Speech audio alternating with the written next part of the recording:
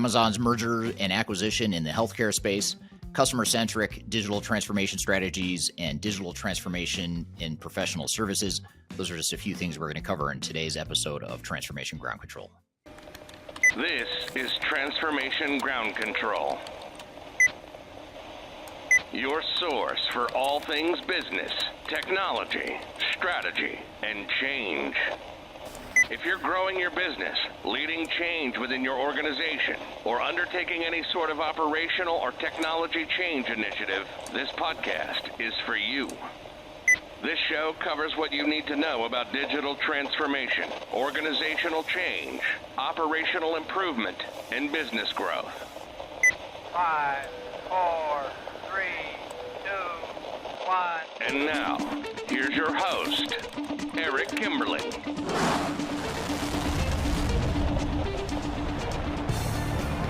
Hello, welcome to Transformation Ground Control, episode number 109. This is the podcast that covers everything related to digital transformation, including digital strategy, software selection, change management, program management, benefits realization, basically everything you need to know about digital transformation we cover here in Transformation Ground Control. This is episode number 109. My name is Eric Kimberling. I'm the CEO of Third Stage Consulting, and we're an independent consulting firm that helps clients throughout the world with their digital transformation journeys. With me, as always, is Kyler Cheatham. Kyler, welcome back to the show. Thanks for having me. Excited to be here. Yes, thank you for being here, and thank you to the audience for being here. As a quick reminder, you can find new episodes of this podcast every Wednesday on YouTube, LinkedIn, Facebook, and Twitter, as well as audio podcast platforms throughout the world. So be sure to check us out. New episodes every Wednesday. And great show for you today. We're going to start off our opening segment talking about, first of all, we'll take some Q&A, some questions and answers from social media, questions we've received in recent days and weeks. We'll cover some of those questions from Kyler's question jar that she pulls from social media. And then we're going to get into our hot topic for today, which is a case study of Amazon's merger and acquisition activity in the healthcare industry, which Amazon, being one of the largest companies in the world, is always interesting to see what new verticals and areas they're branching out into. And then the second segment of the show, we're going to bring on our first guest, who is Sam Monti, the CFO of Epicor Software. He's going to be on the show chatting with me about customer-centric digital transformation strategies, which is super interesting because it was actually a topic that he suggested, and he's a CFO type, a finance type, and when he suggested it, it kind of threw me off guard because I typically don't expect a CFO to be thinking about customer-centric stuff to begin with. So this will be a really good conversation we'll have with him later in the show. And then finally, we are going to have an interview that I did with another software vendor called Unit 4. I recently did an interview to talk about digital transformation in the professional services space. So we'll have that discussion with the folks over at Unit 4 in this third segment of today's show. But before we jump into those other segments, let's get started on the Q&A and hot topic you've got for us here today, Kyler. Yeah, so I think I'm going to start with the hot topic today because it kind of, goes into a little bit of Q&A. So it's been no secret that Amazon has wanted to get in the healthcare industry for some time now. I'm going to take you through the journey that they've gone through as they just recently, in the last couple weeks, acquired One Medical, which that officially closed on Wednesday of this last week. So here early in 2023.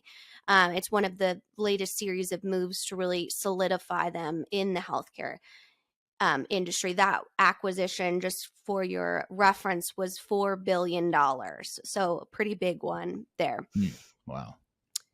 But it goes all the way back to 2018 when they tried to launch a joint venture with JP Morgan Chase & Co. And Berkshire and Hathaway.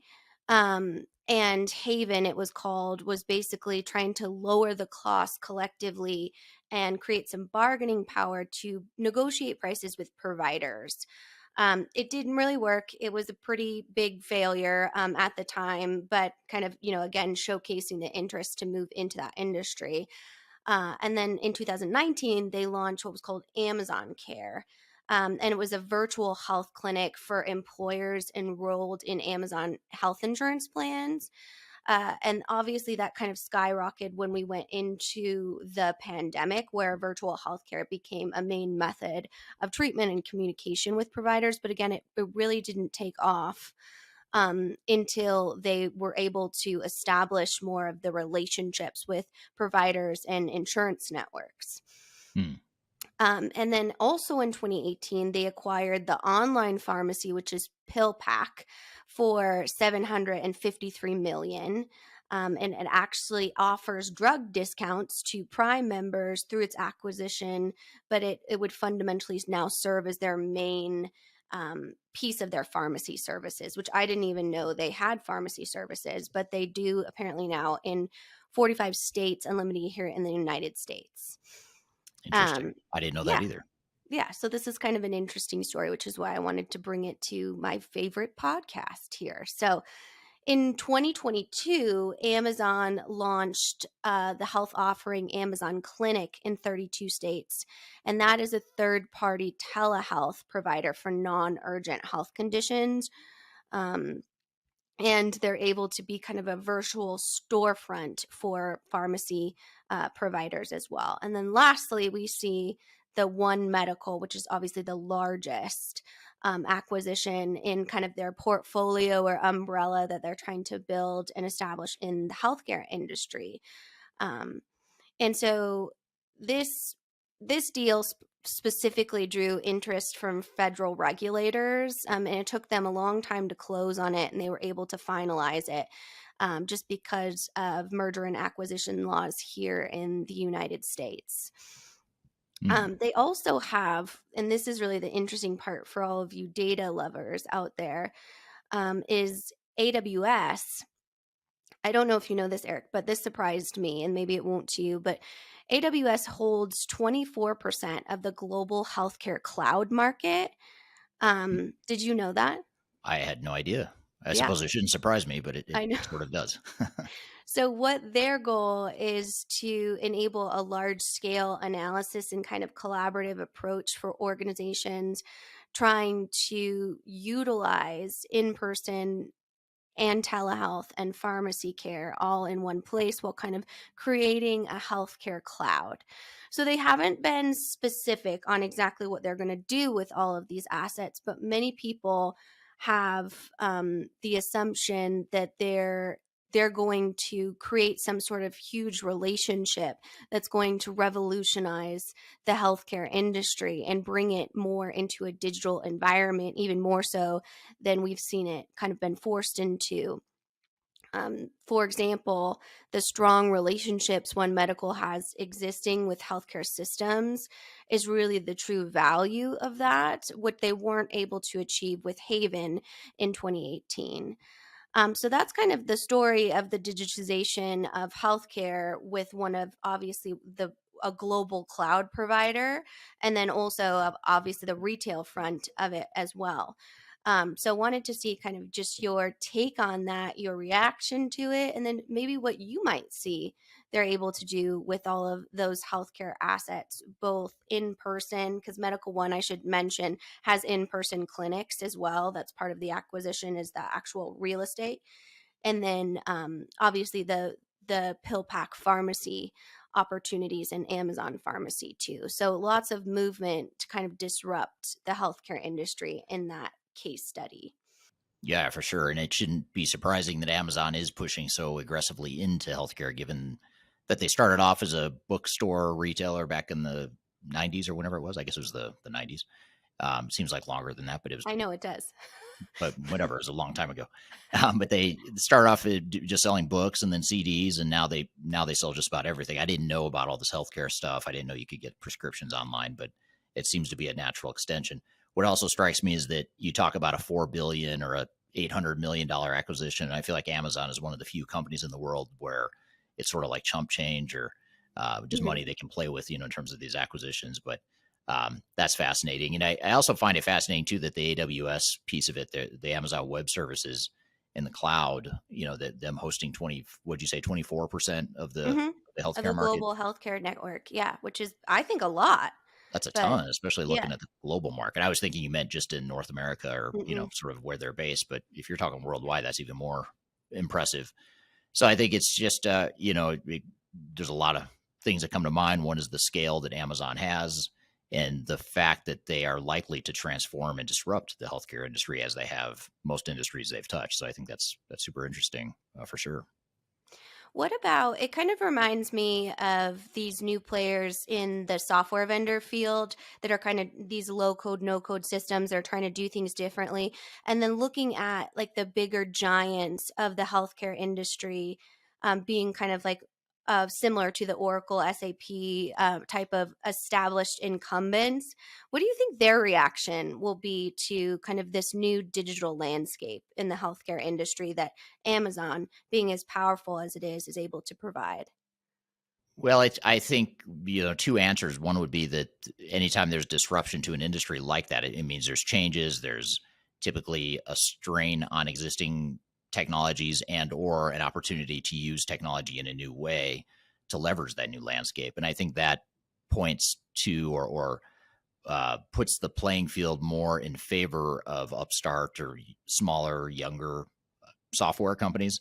I think the big software companies are trying to balance so many different industry verticals and so many different things that they're trying to accomplish as a large big tech vendor, that I think the smaller companies have an advantage here to be able to really go attack one industry, go respond quickly to whatever those changes are and whatever the new technological needs are in that emerging or evolving landscape. So I think I think it's a good example of how constant change and disruption in the industry will always open up new opportunities for smaller, more nimble software vendors. And I think it puts the larger software vendors at a pretty significant disadvantage.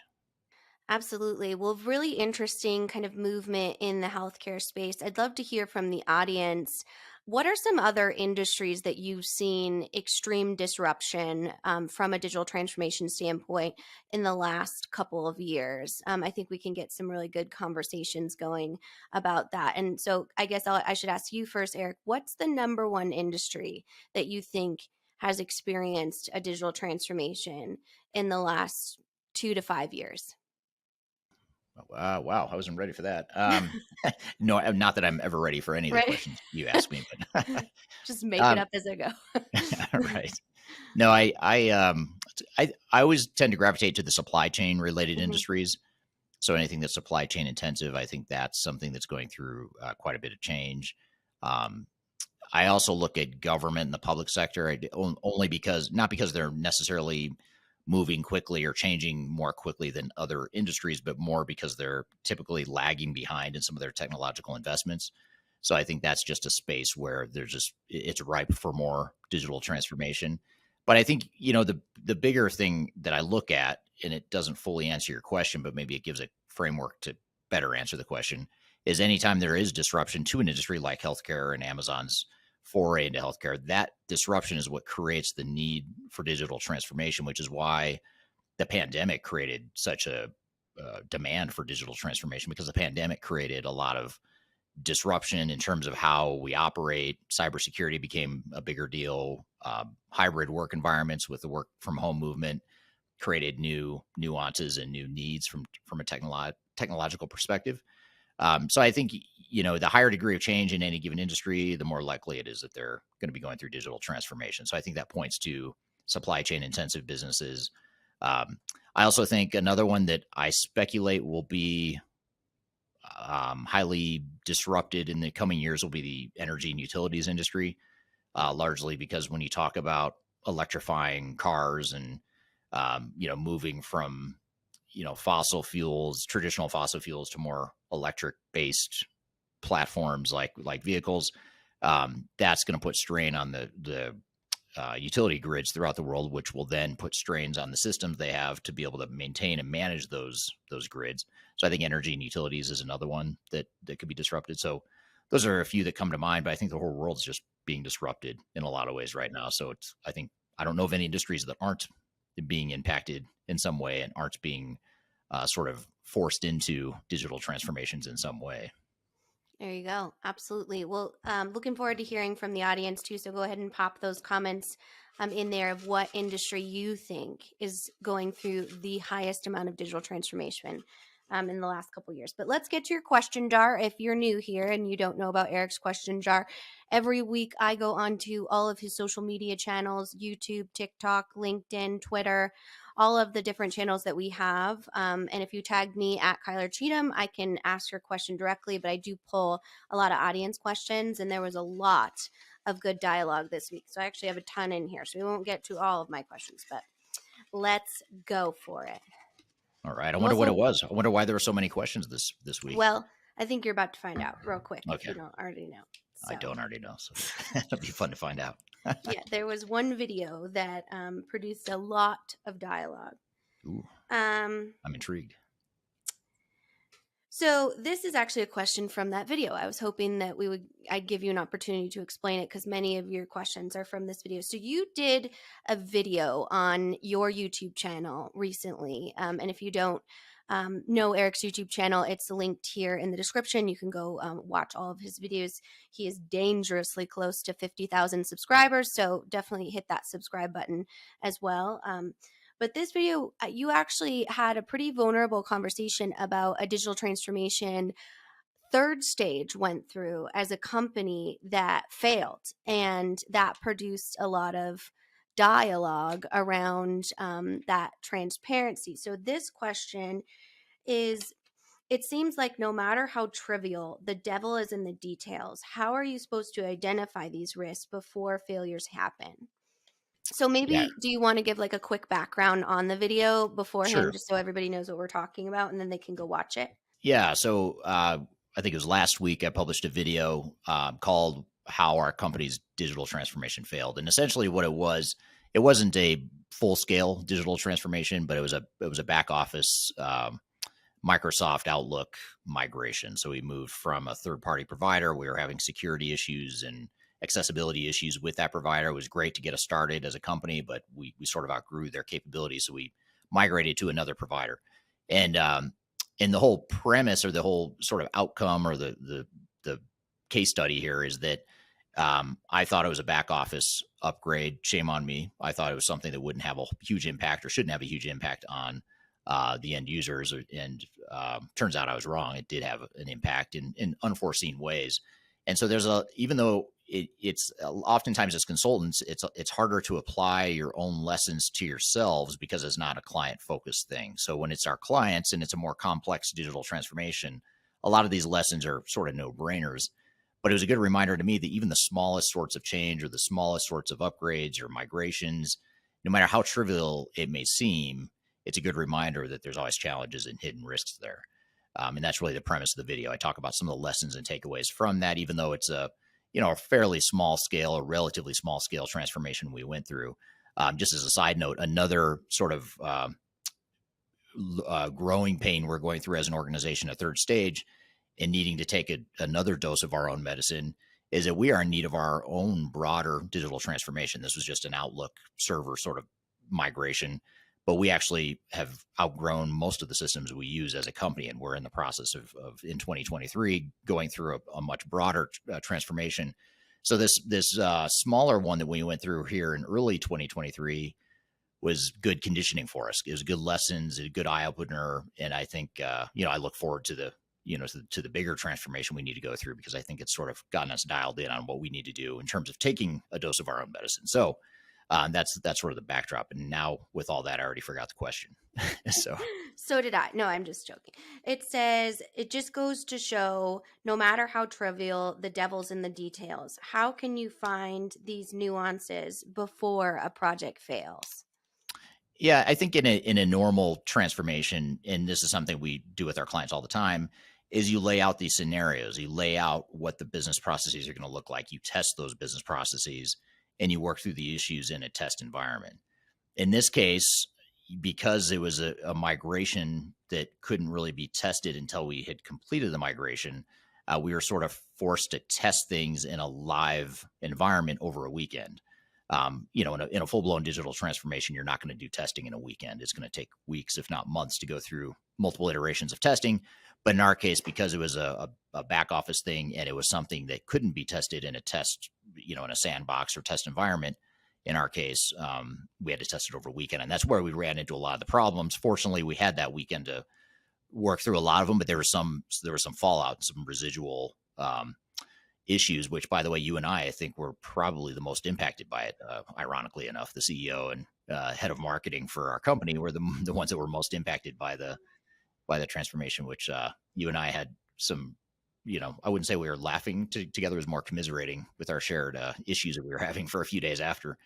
But I think that's the key, is you really have to lay out the scenarios, especially if you're going through, the good news is if you're going through a more complex ERP implementation or a enterprise tech implementation of any sort, you're going to have a test environment. And the key there is to really make sure that you work through all these different scenarios and what ifs.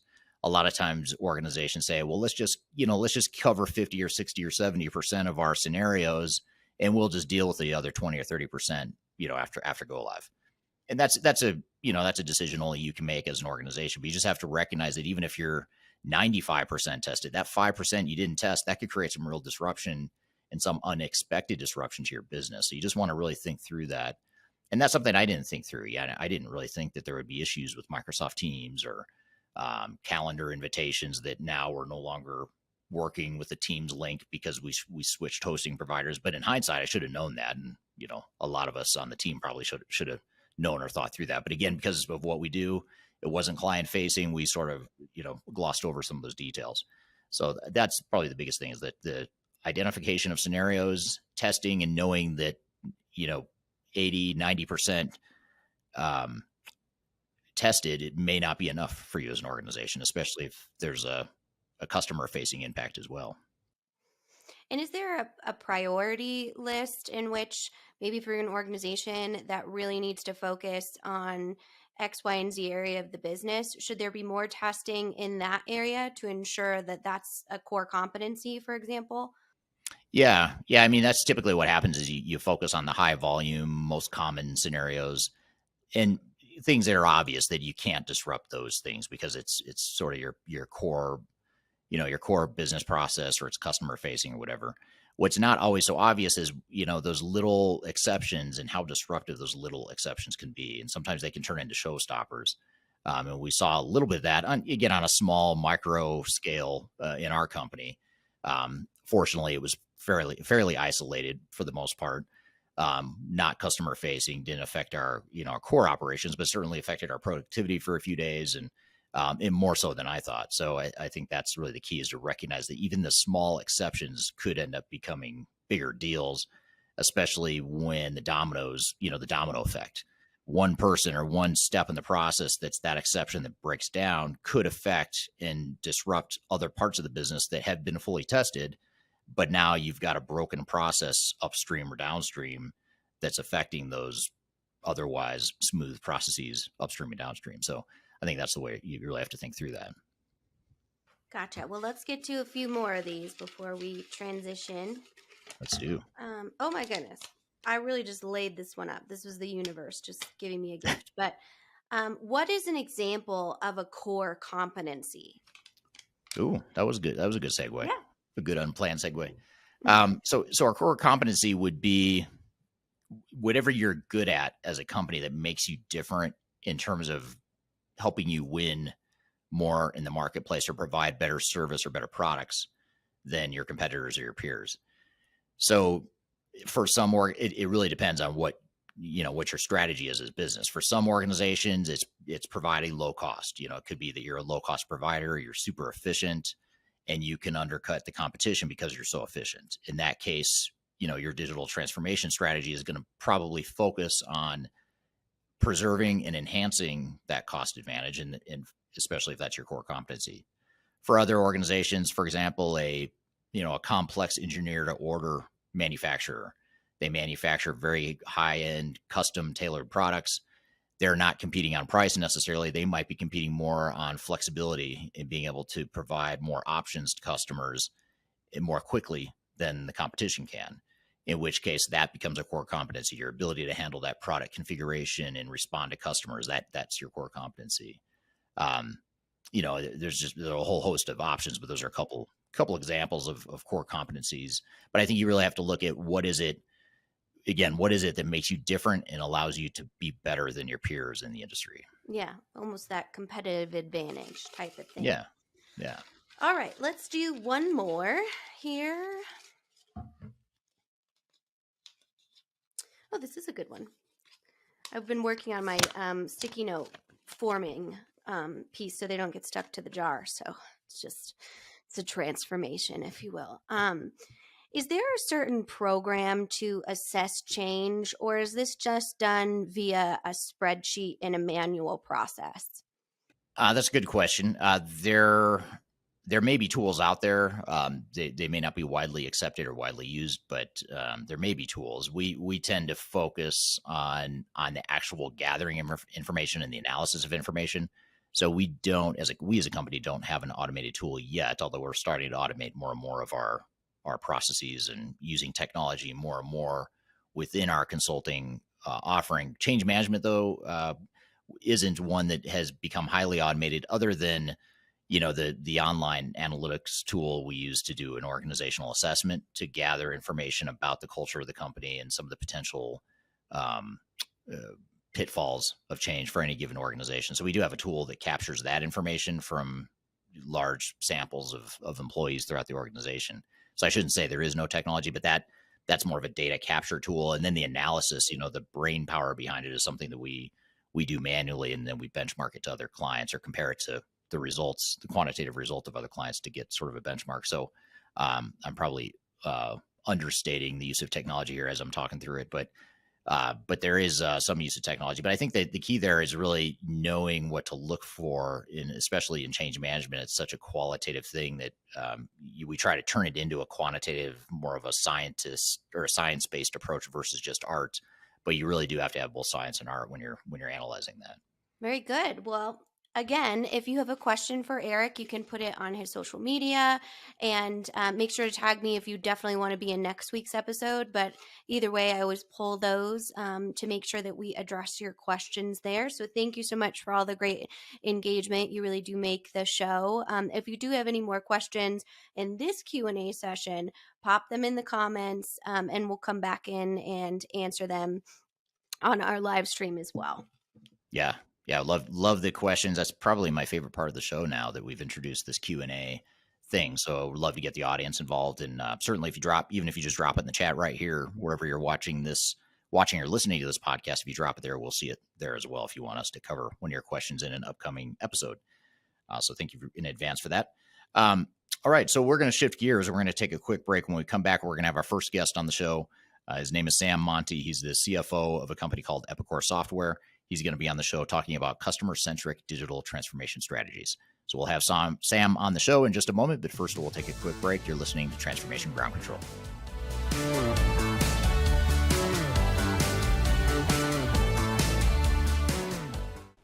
If you are aiming for transformation success, turn to Third Stage Consulting Group.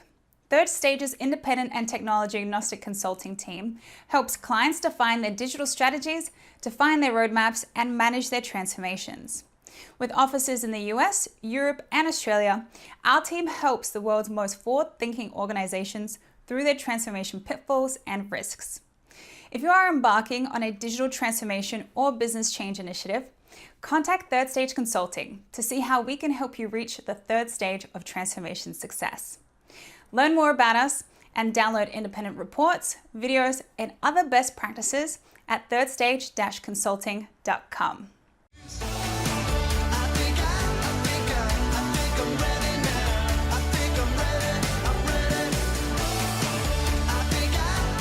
Hello, welcome back to Transformation Ground Control, episode number 109. You can find new episodes every Wednesday on YouTube, LinkedIn, Facebook, and Twitter, as well as audio podcast platforms throughout the world.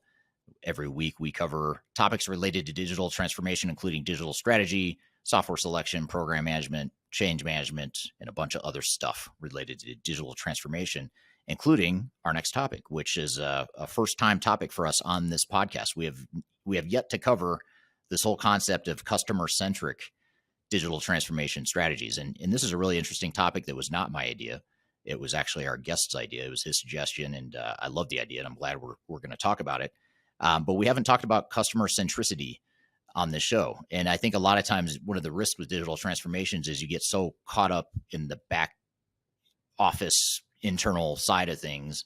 You get focused on your financial accounting, your inventory management, your production, your manufacturing, your HR, all that stuff. It's important, but a lot of times organizations lose track of what it is they're trying to do and how all this affects and can enhance the customer experience. So this would be a great topic to dive into. And as I mentioned at the beginning of the podcast, our guest Sam, who's the CFO of Epicor Software, he came up with the idea, and it was fascinating hearing it from a finance guy come up with this idea. So I think that'll be an interesting perspective too, because I'm going to assume that we're probably going to talk about this not just from a feel good, let's make our customers happy perspective, but also from more of a dollars and cents, a quantitative perspective, which would make it interesting. So with all that being said, Sam, welcome to the show. Thank you, Eric. Glad to be joining you this morning. Glad to have you. First time we've had a discussion in this interview format, so really appreciate you being here today. I'm looking forward to the conversation. But before we jump in and start talking about customer centricity and what it means to digital transformation and how ERP software has evolved to address that customer centricity, why don't we start with you and your background? Tell us a little bit about you, and then we'll talk about Epicor software as well. Oh, thanks, Eric. I'm actually in my 30th year of my professional career.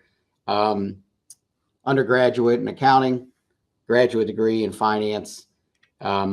Started off in corporate audit 30 years ago, but quickly moved into varying degrees of operational finance roles. I started the first 20 years of my career at 2 Fortune 500 companies. I had the privilege to work at the Sherwin-Williams Paint Company, and then to spend 15 years at Rockwell Automation. Some people know as Allen Bradley, which was part of the former Rockwell International Company. And spent 15 years there in industrial automation, and had the privilege near the end of my career there to head as the finance lead for software for Rockwell. And that brought me down to Austin, Texas, which gave me really good insight to how software engages and works within business and the importance of it. And being in Austin, naturally, it's not surprising, was introduced to the private equity environment down here. And I guess it's over 10 years ago, almost 15 years ago, left Rockwell Automation and went into private equity, software technology focused. So I got my software DNA initially from my experience at Rockwell Automation. And the last 12 years, I've been focused at private equity solely on software and technology. And Epicor is the fourth company I've had the privilege to be with. Was with Mitra Tech, which was a legal management company. I was with Lithium, which was a customer care company. And in Lithium, we merged and we became Koros, which was customer care and marketing. And I had the privilege a couple of years ago to come back to my roots. My roots really are, in the industrials, complemented with software. So when the Epicor opportunity was here, it was a natural fit. It really leveraged off the first part of my career and then allowed me to index my understanding and experience within software itself. And I couldn't be happier than the last couple of years of what I've been able to experience and what I've been allowed to be a part of here at Epicor. And it's just been a great experience. It's kind of the best of both worlds.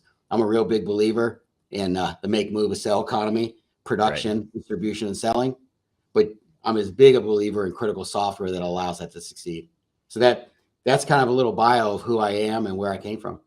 Yeah, that's great. And I want to come back to the build, buy, make, move philosophy here in just a second. I want to come back to that point. So hold that thought.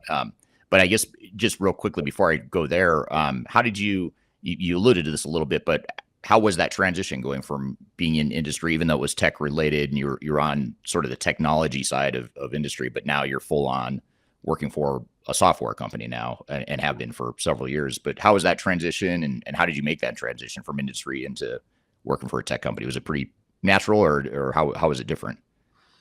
I think one of my own personal assets is I'm pretty adaptable person. So I think that helped. The adjustment in the positive stance is going from public to private is the flexibility in private to really be a change agent. You can get things done in a public company, but it takes immensely longer and you can do it quicker, more efficiently, and with more impact in a private environment. And in software, it allowed me to really see the value of recurring revenue. And then you go back into industry and they have to work hard. You've got to replace the selling of widgets every year effectively. So if you sold 1 million that year, you may have to sell 1.1 million. Software allows you to build long-term annuity type of value from a financial perspective. But then also, I think software becomes more customer centric because you have this contract, this agreement to be there, not for 1 year, but for 10, 15, 20 years. So I think it causes you to have to index on your relationship with your customers for the long term. So I think that's what I did have to adjust to, is the financial model is different, and that financial model plays into the customer centricity. Right. And that'll be one of my first meaty questions for you, is just describing what customer centricity is. But what about this? And I apologize, I know I'm probably butchering what you said as far as, was it build, buy, make, move? Maybe explain that, whatever I just butchered. Maybe explain what that is and what it means to Epicor. Yeah, no, great, Eric. So we've spent a lot of time always thinking about who we are, and that can be captured in a mission statement. So when I think about the mission statement of Epicor, our mission statement is Epicor is the essential partner to the world's most essential businesses. And we're providing a digital foundation that powers the growth of the global make, move, and sell economy. And the make, move, and sell economy is what we pride ourselves on, our eloquent way of saying the supply chain. So we have customers that make things, we have customers that move things, and we have customers that sell things. And changing in this environment, we have customers within that supply chain, make, move, and sell, that are starting to make and move, or move and make, or move and sell. So you're seeing kind of the bifurcation of the supply chain. You're seeing kind of a coalition of it. But the make, move, sell that's our definition of the supply chain, and our customers are supply chain centric. Yeah, it's a good reminder that ERP systems and technology in general should serve a broader purpose other than just automating for automation's sake. It's about, like you said, filling those critical functions for critical essential businesses. And I think that's a good reminder of where the focus should be on these sort of technology initiatives. What about when you talk about customer centricity then, and that's really the whole thread we're going to dive into here. Maybe let's just start off with the basics here. What does it mean to have a customer-centric strategy, or to be customer-centric, or to build software, deploy software that is customer-centric? What does that mean to you? What it means to me, within the seat I sit, is when I think about the customer, one is it gets back to the financial model. When we're selling a SaaS or a cloud agreement, these are 5-year contracts. So it's not like after the sales process, you deliver them a quality product and then you leave. And then you hope that they buy from you a couple of years from later because you've delivered a quality product. That customer centricity is, once you hand that off and your engineers start implementing that software, you better have best-in-class support, because the customer is going to have needs throughout the 24/7 day. You better have engineers that implement it very well so that the software can do everything it can. You better have a software that's agile, meaning that as you develop or buy technology that you can insert in modules, they can get a hold of that technology in a seamless way. So it gets back to a CFO. I always tell our employee base, we invest back into Epicor aggressively, and we invest in this order. And it's not because the customer's last, but because it impacts the customer the best. We invest in people first. We're a software company. Product, then customer. And it's not that customer's last. We actually are investing everything in the customer, because by having the best people, we develop the best products, which service the customers the best. And I think that's how I think about the relationship is, a car company wants to build a good car that you and I as drivers, it's reliable, it's comfortable, it serves us well in the 5 years we have it, per se. And then that hopefully gets them the sale 5 years later. Software company can't just deliver a well-built car. It's got to deliver a well-built car that continues to become, maybe you bought an economy car that becomes a sedan, that becomes an SUV, that comes an over-the-road semi. You have to have that adaptability, flexibility. And that's how I think about the customer centricity. It's anchored in the financial model of software that holds you accountable for being there in that customer's journey, the life of the customer. And if you're a critical software company, you should be targeting that your relationships are no less than 20 years. When you're mission critical software, if that customer stays financially viable, this needs to be a multi-decade journey if you're really being forward thinking and you're really leaning into that relationship. And I would say Epicor original customers, they're all north of 20 years. We have newer customers because we've acquired businesses and we keep winning deals. But that's how I think about it, Eric. Gotcha. Yeah, that makes total sense. And you've been at a few different software companies now, and what do you see Epicor doing in the market, just as examples or maybe categories of innovation that focuses on customer centricity? Like, what are some of the initiatives you guys focus on internally as you're developing your people, your product, and then ultimately your customers? What are you doing, with the software to make it more customer centric? I really appreciate that question. Epicor is a 50-year-old company. It is showing, like, I pride myself on adaptability. It's showing that same adaptability. In a football analogy is the team that makes the halftime adjustment always wins. Anybody that watched the Super Bowl, who made the halftime adjustment? It was the Kansas City Chiefs, and they won.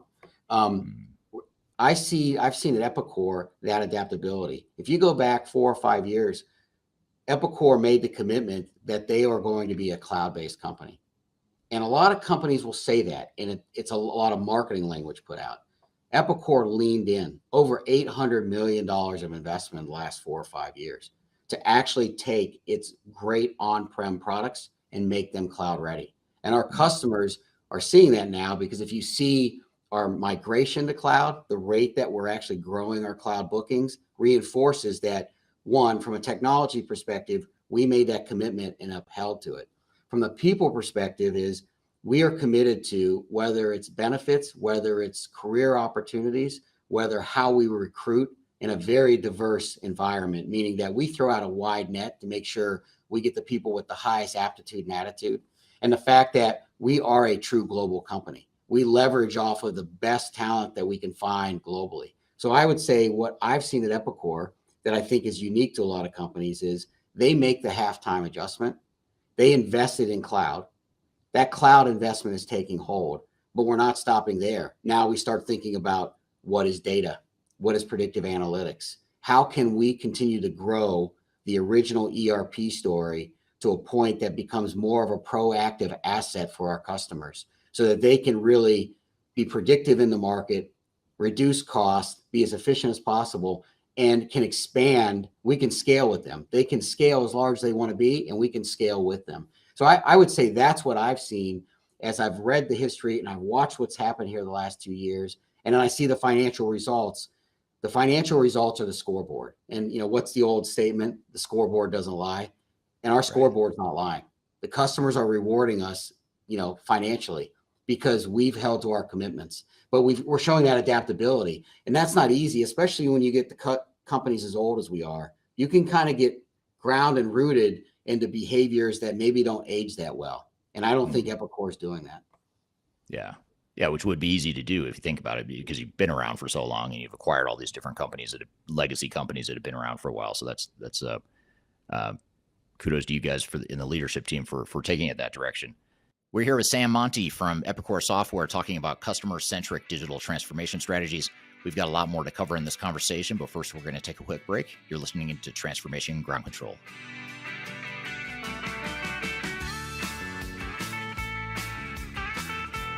Hi, this is Eric Kimberling, the CEO of Third Stage Consulting, and we recently hosted our Digital Stratosphere 2022 virtual event. It's 3 days of packed content related to digital transformation best practices, about 16 or 18 different workshops and different speakers that are presenting on different topics, everything you need to know about transformation. The bad news is if you miss that event, the event's over. The live event already happened. But the good news, if you've missed it, or even if you did attend it and you want to see replays or you want to catch the sessions you missed, you can do that now by going to stratosphere2022.com. Go to stratosphere2022.com, register. All you have to do is put in your name and email address, just a few fields.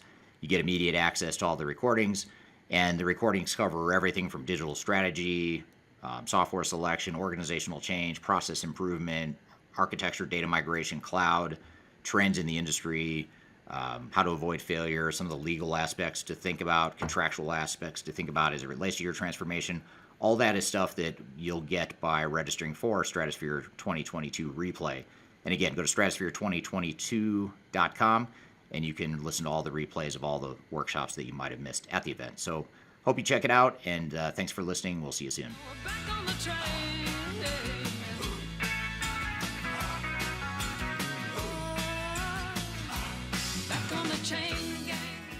Hello, welcome back to Transformation Ground Control, episode number 109. You can find new episodes of this show every Wednesday on LinkedIn, YouTube, Facebook, Twitter, as well as audio podcast platforms throughout the world. We're here chatting with Sam Monti from Epicor Software, talking about customer-centric digital transformation strategies. Questions and comments that have come up so far. One is from Ajay on LinkedIn, who says, "Hey Eric, you're doing great for digital transformation, but don't restrict yourself to ERP selling only." So I just want to bring that up and thank you for the comment and the feedback. I don't sell software, just to be clear. I don't sell anything related to ERP, but I like talking about it because we advise our clients on it. That's why I have the real ERP experts like Sam on the show, because he actually works for an ERP software company. So appreciate that feedback. And then a question here from Kyler is how do organizations become more customer focused?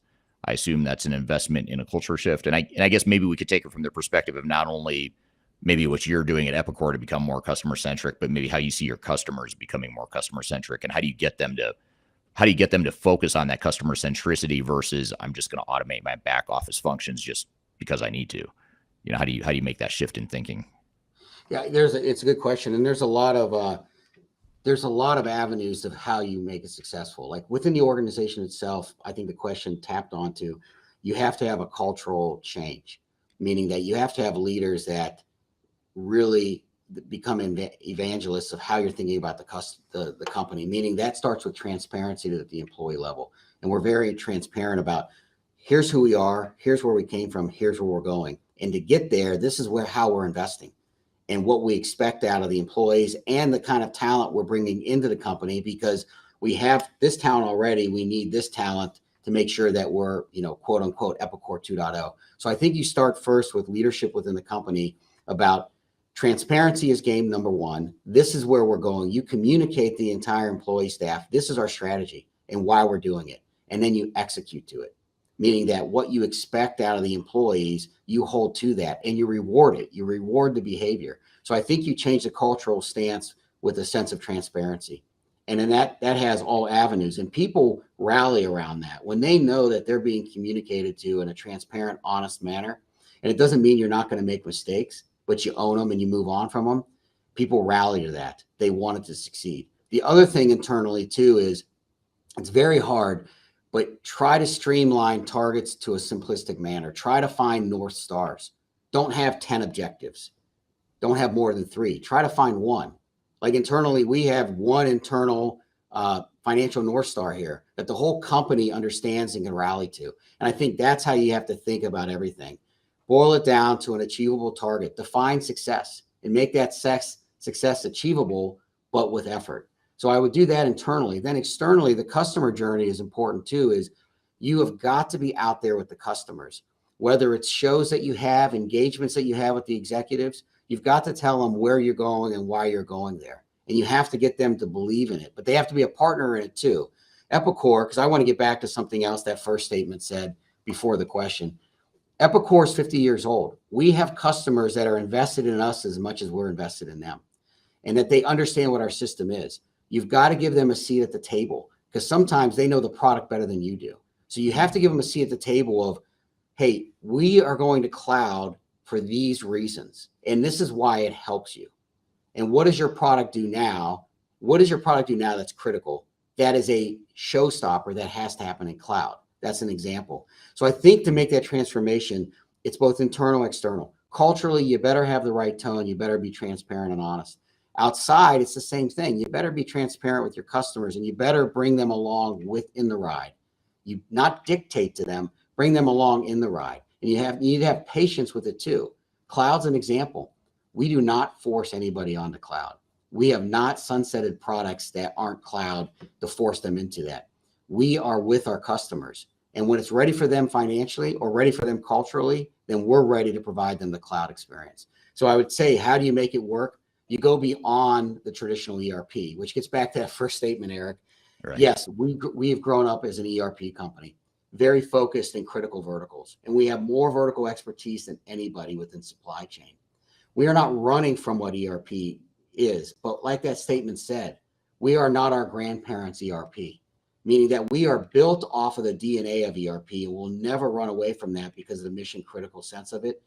But we are becoming ERP 2.3.0, meaning that we are very inquisitive about data and the digital foundation and the digital transformation. We are very inquisitive about things like business intelligence and predictive analytics. That is what the evolution of ERP is. We may not call it ERP in the future, but let's be honest, it's all built on the ERP that what our grandparents established. So we don't run from it, but we are forward looking. That statement is absolutely true. If you aren't looking at what I said, digital transformation based on a digital foundation, looking at data, looking at predictive analytics, then you will become antiquated.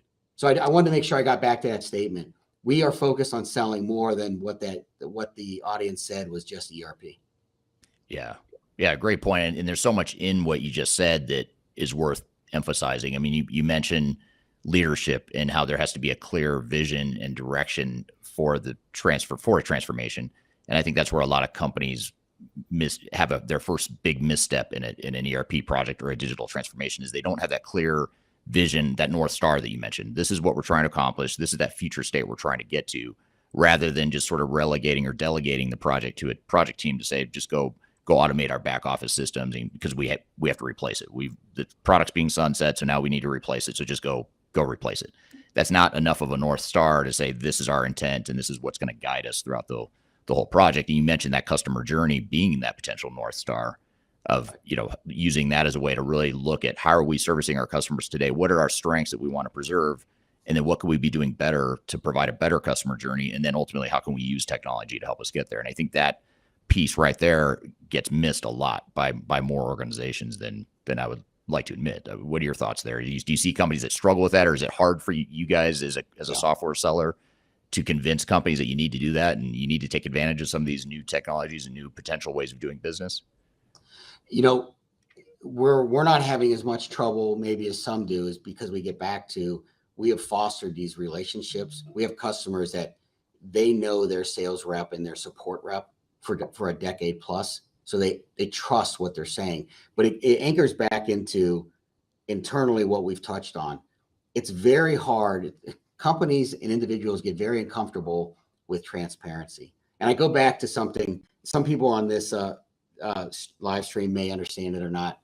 The cover-up's always worse than the crime. It's an old statement from the Watergate Nixon era.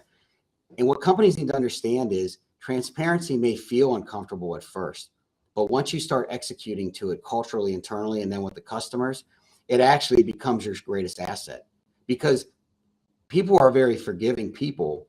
If you're very transparent, and when there's bad news early is good news, you take them on that journey. So number one, you've got to establish that culturally. You've got to start sharing with your employees and then extend that to the customers. But from there, that makes it an easier story in that we drink our own champagne. Like, we have established a business intelligence organization within Epicor. We're doing all the same things we're recommending to our customers. And we're pulling down critical performance indicators within our BI team that's giving us predictive analytics of what's happening in our own ecosystem. And it becomes an easy story to tell when customers know the ERP we sell in manufacturing, I use to run this company. When I talk about business intelligence, I drink my own champagne. We live by it. We drive analytics out of it. When we start talking about predictive analytics, guess who's using predictive analytics? We are. So I think we're having a less difficult time to sell than others because, number one, we have the long-term relationship. But number two is we're acting with a sense of transparency. And then number three is we're drinking our own champagne. We're engaging in all the same practices that are going to make us relevant for the next few decades. So I would say that's how we're doing it, because then you can get into things that are table stakes. Cloud, for example. Why are you on it? There is a cybersecurity element you cannot ignore. And the analogy I always use is, to the human being, on-prem seems safer, but the on-prem is like having a good safe in your house. Being in the cloud within a provider like Azure or AWS is like having Fort Knox. It doesn't seem intuitive to people, but it's the truth. So you get into things like that are table stakes of why you go cloud. Cybersecurity, agility, adaptability, access to technology faster. But I think it all starts with that cultural conversation, Eric, that Who are you as a company and what is your relationship with the customer as a company? And it's got to be transparent. It's got to be honest. Doesn't mean both parties are going to always like what they hear, but they're going to know it's the truth. And I think Right. that allows for confidence going forward on when you recommend why you're upselling, why they should expand, why they should invest more into you. So Yeah. I'm biased. That's how I think you do it. Yeah. Yeah. It's great points. And Rohit on LinkedIn says that customers need to understand change management. I think that's a great point that sort of highlights or underscores your point here, which is for a lot of organizations that aren't used to thinking this way about the customer journey and the customer centricity that we're talking about, it does entail a cultural shift that requires sort of a change management, strong leadership, strong communication, the transparency, all the stuff you just talked about as more of a formalized change program. That could be a way to help bend that culture to be more focused in that way too. What about this? Here's an interesting question. A couple interesting ones that have come in from the audience here. This is from YouTube, an account called Affiliates Corner. Asked the question of how do you compete if you're a smaller firm when resources are so important to results and larger companies can point to a deeper pool? So I guess this kind of gets to the whole agility. If you're in the small or mid market, how do you accomplish all the stuff that you're talking about when you don't have the depth of resources and the breadth of resources potentially at your disposal that a larger company might? Some of it is not to be dismissive of is first you got to understand who you are and who you're competing with. An example we have is Epicor services the SMB industry. We do not have a false strategy of we're going up market, but we've been winning up market organically because we get back to we're focused, a small company focused on who is your customer base, what region, geography, or industry you're serving, and execute on that. Do not get distracted by the 400-pound gorilla in the room that's going to come in and win. What we've learned is since we stay focused, hyper-focused on the verticals we grew up in the SMB area, and the regions that we know, the bigger players try to come down with us, and they lose every time because we don't get distracted by who they are. We stay focused on what we're trying to do. So I think a smaller company that has limited resources needs to leverage the technology they have as much as they can to gain the efficiencies to invest, but stay hyper-focused every day on who are you, who do you serve, what region are you in? The other stuff will take care of itself organically. Eric, I'm a big fan of boxing, and I love boxing history, and there's an old statement. If you go into a fight looking for a knockout, you will get knocked out. If you go into a fight and you execute your strategy, you are likely to knock out the opponent. It's the same thing. Stay focused on who you are, the customers you serve, focus the investment on that. Leverage technology to gain dollar bandwidth, cash flow bandwidth, so that you can expand and grow more, whether it's better people, whether it's better equipment, et cetera. I think you have to stay focused on that. Be realistic to the threats out there from the bigger ones, but don't get overswallowed by, we have a big budget, Eric, but my budget is not that big when I think about some of the names not to be mentioned. Right. And it doesn't distract us from 1 minute when you look at the growth and what we're doing, because we know who we are and we know who we serve. And I would recommend that to know who you are, know who you serve, and make sure who you serve knows that. That's how you do. Stay focused on who you are. Yeah. And the good thing about being a smaller or mid-market company is that you have more options. I mean, I feel like small and mid-market companies have more viable options in the market in some ways because you don't necessarily need the big, massive, SAP, Oracle, Microsoft, even though you didn't want me to mention them by name.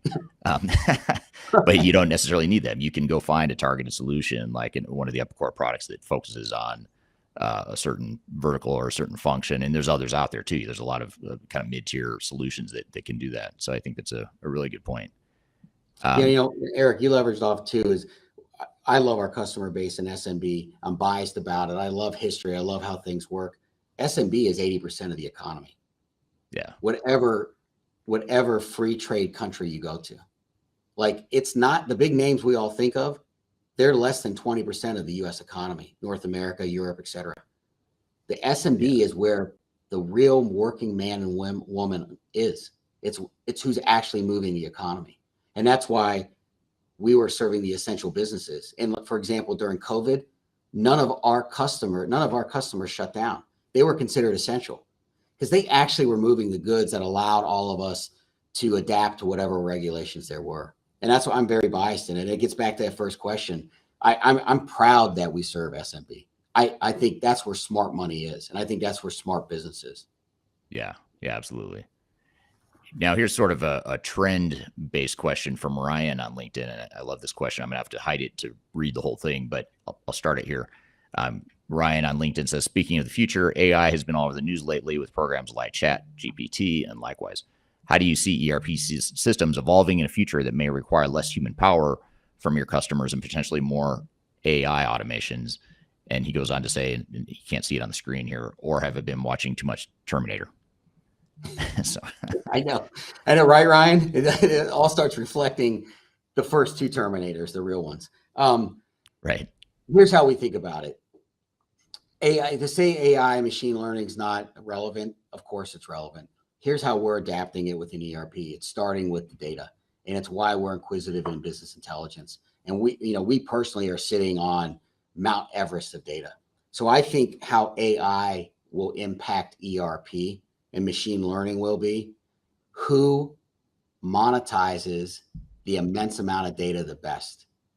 Meaning that with companies like ours find a way through the digital transformation, the data is all out there. How does it start playing initially with your business intelligence technology? Our business intelligence builds off predictive analytics that we're working on. But if the predictive analytics are only going to be as good as how much data the machine and the coding has to work with.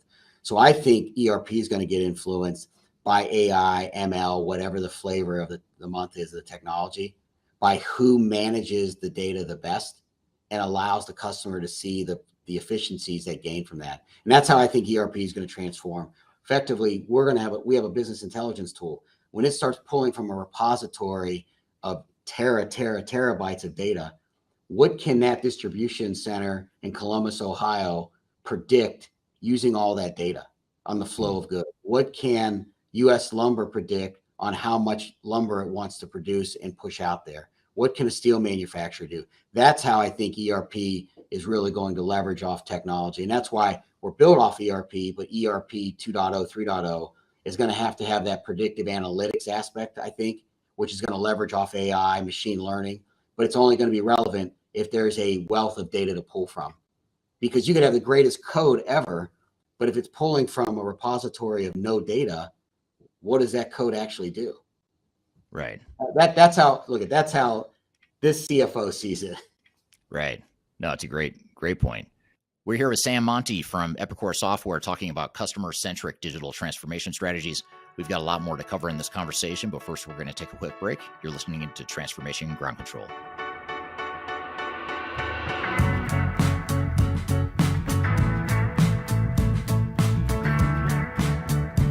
If you are aiming for transformation success, turn to Third Stage Consulting Group.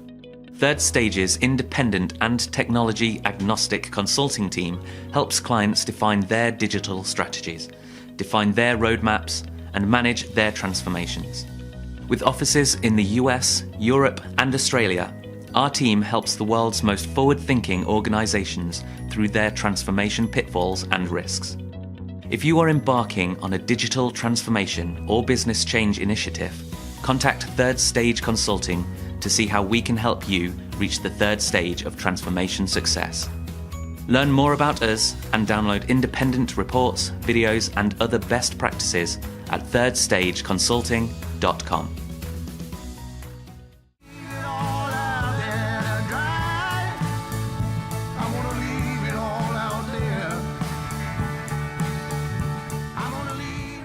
Hello, welcome back to Transformation Ground Control, episode number 109. You can find new episodes of this show every Wednesday on LinkedIn, YouTube, Facebook, Twitter, as well as audio podcast platforms throughout the world.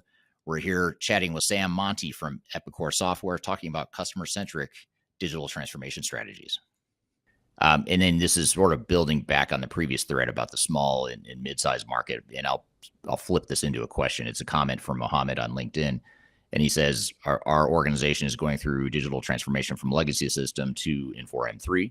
The more configuration changes for small companies is taking more time, money, and confidence. So I guess just to maybe turn that into a question, do you see technology in general becoming more complex? I mean, there's more business value, presumably, or potentially. But is it at the same time, and back to Ryan's question about ChatGPT and AI and all that stuff, is it getting too complex in some ways for small and mid-market companies or organizations in general? Or do you think organizations are figuring out how to adapt to some of those technological advances? Yeah, I think it's all how the user is using it. And I think what we're seeing, why have ERP implementations have such a bad reputation? They take forever, and that it comes from one, you're either working with somebody's code that just needs a ton of professional services, but more times than not, these projects are bogged down because people allow the introduction of customization. I've been a part of 3 business operational standard solution overturns at companies, and we've had to do them because they've had the right vendors. The execution of it was wrong. The architecture of what they were trying to do was wrong. And then they let everybody have their customization in. You've got to try to, number one, you start with as much of the project needs to be done out of the box. You need to be willing to give away some customization. If you don't, technology will drown you. It will come inefficient. Project will bleed you from the integration. And the thing doesn't become scalable or sustainable. You get to a very customized, it could be an off-the-shelf known. It gets so customized, it might as well have been a third-party, like bespoke programmed program that was built by engineers on site. Right. What I've learned in all these cases is we stay very rigorous. We're doing it here right now. We stay very rigorous about customization being allowed into the process. We don't allow it. And then on top of it, when you do these projects, you have to have the functional or operational owners, the end users of that. They have to be in the project defining what they want it to do and look like. And then they have to be controlled from customizing it. If you do not do that, technology, even from the 80s, will overrun a company. So it's not because our stuff is shinier and better and thinks faster. It's really the discipline of how you project manage. And I would just say, word to the wise, reduce the customizations. These are not hills to die on. People get emotional about them. But when you really drive down to it, they don't. There's other ways to do it that are usually right out of the box. That would be my 2 cents worth of how you control it. But I've lived through 3 of them, and that's why we've been successful. Functional operational owners minimized customization to almost zero. Yeah. And it gets back to the point that one of the audience members mentioned about change management. If you don't manage change well, you're going to see more attempts to customize the software. It's usually a symptom of resistance to change. Oftentimes, or sometimes I should say, there is legitimate need to customize, but that should be more of an exception. It's when you, like you said, when you start to over customize, it's usually not because the software isn't working the way it should or doesn't work. It's because your people are resisting the change and they're not used to it. It doesn't look like the way I do things today, so therefore I want to change it to look like the way I do things today. No, well said, Eric. Because you run into people that have grown up as knowledge columns and pillars, and then they start becoming knowledge experts, and they unintentionally become knowledge terrorists. I mean, if they win the lottery tomorrow, your company's in a lot of hurt because all this knowledge is in here, and that's you'll find the human characteristic. Those become the customization evangelists, and you've got to You've got to get them comfortable that you're moving to something and we expect them to be the knowledge experts on this new thing. We are not customizing. Right. I love that term. Can I borrow that from you? Knowledge terrorist? I think I'm going to start using that. And they weaponize information. They weaponize data. Yeah. And hold it hostage. I've got all this tribal knowledge in my head. I'm not giving it up, because it threatens my job or it threatens my job security. And that's where the transparency always plays in. Humans are just humans. They're good people. If you're transparent with them, you can get them past that, and then they become an unbelievable asset in the journey. Yeah. So with software in general, and as well as Epicor software specifically, what are some of the ways that you see manufacturing and distribution types of organizations and other essential businesses in the world economy? What are they doing to become more customer centric? Like, what are some of the technologies or functions that they might be using? And just to give you an example of one that I know is a strength of Epicor's products is when you think about that product configuration function that you guys have, and a smaller subset of software vendors provide really good product configuration capabilities to help sales reps to go out and sell offerings that make sense and can actually flow into manufacturing and give you an accurate estimate process up front. And that's very customer facing, and that's, to me, that's sort of a function or a capability that you can build within an organization to have sort of a tangible impact on being customer centric. But what are some ways that you're seeing manufacturing or just organizations in general become more customer centric? What sorts of capabilities or technology functions are they deploying? Yeah, what I'm seeing is, and it's not to, there are some good things that came out of COVID, and I know that sounds sacrilegious. The supply chain got a wake up call, and basic supply chain 101 is you don't single source your supply chain. Well, guess what? The world was single sourcing, and we all learned a really hard lesson. So what we're seeing happen from a macro standpoint is the regionalization of supply chains, which I'm biased is a best practice in supply chains. It makes South America better, the US, Canada, Europe better. And it makes supply chains more efficient. So we're seeing a couple things happen. We're seeing our customers adjusting to the supply chain constraints we saw out of COVID, and they're getting more thoughtful about where are their physical assets and locations. Within that, they're having to leverage off, like you said, product configurators, et cetera. They're having to leverage off technology such as Epicor to understand who's on first, what's on second. So I'm seeing, number one, an onshoring regionalization of supply chains to kind of address what happened during COVID. But then from there, they can sell more efficiently. They can sell, it'll help them work against inflation, et cetera, some other issues. We are seeing them embrace technology at an accelerated rate, meaning migrating to SaaS is accelerating at 2x what it was before COVID for us. And the reason they're doing that is they're seeing technology about what does the product configurator do within the cloud environment now that they've also offered a business intelligence product. They've now offered, if you're in manufacturing, a configure product and quote product.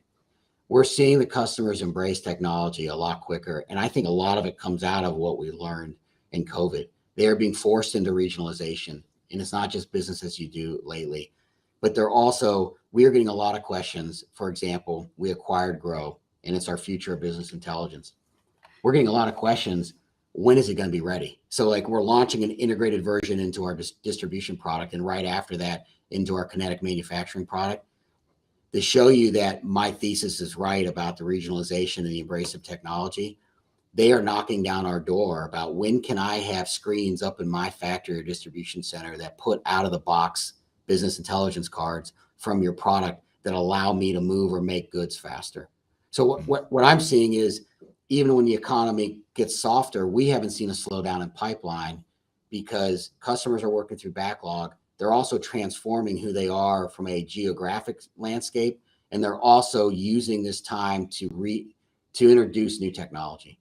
So I'm seeing an embrace of technology to address all those issues. And then from the macro standpoint, we're on the favorable side of what I see occurring, the regionalization of supply chain demand. And then finally within there, these customers, I hinted to it later, they're looking at other ways to make money, and manufacturers are starting to distribute. Manufacturers are starting to sell private label. Distributors are deciding to go into some private label manufacturing. We are seeing a blending of what's happening from that make, move, and sell economy, that where you have manufactured distro, et cetera. So if you have that, you better have an ERP that's scalable and sustainable. My sales pitch here is, hey, who's grown up in the make, move, and sell economy in the verticals? Well, Epicor has. We can make things for you. Oh, you want to distribute them? Well, we've been doing distribution for 50 years too. So we're seeing it across the boards.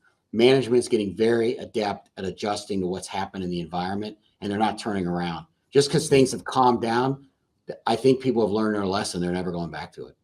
Yeah, it's a great point. And it gets back to your earlier point about you want to buy technology that you can, I think you said something along the lines of you could start off it being more of a sedan, and then it evolves into a bigger sedan, and then an SUV, and then a semi. So, you need, with the world changing as fast as it is as a result of COVID and more vertical integration and regionalization of supply chains and a lot of the stuff you're talking about, you need technology that can roll with the punches and that you can grow into and evolve with. And I think that's a really good point. Another piece of customer centricity, though, if we talk about specific technologies, is CRM. So if you look at customer relationship management and Salesforce automation, that's another technology that's very customer facing. And oftentimes that's the first experience that a customer has with your organization. And I know that you guys at Epicor have recently built a partnership with Salesforce, which is a leading CRM provider. obviously focused on customer-centric customer experience and as well as sales and general CRM. But tell us about this partnership between Epicor and Salesforce. Why did you guys do it? And then what does it mean to your customers and their digital transformations?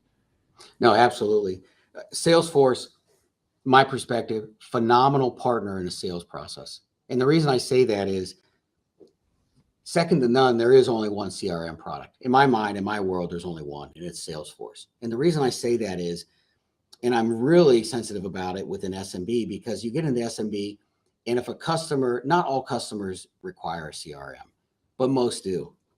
I think a lot of people in SMB think about Salesforce and they think too much car. It's not.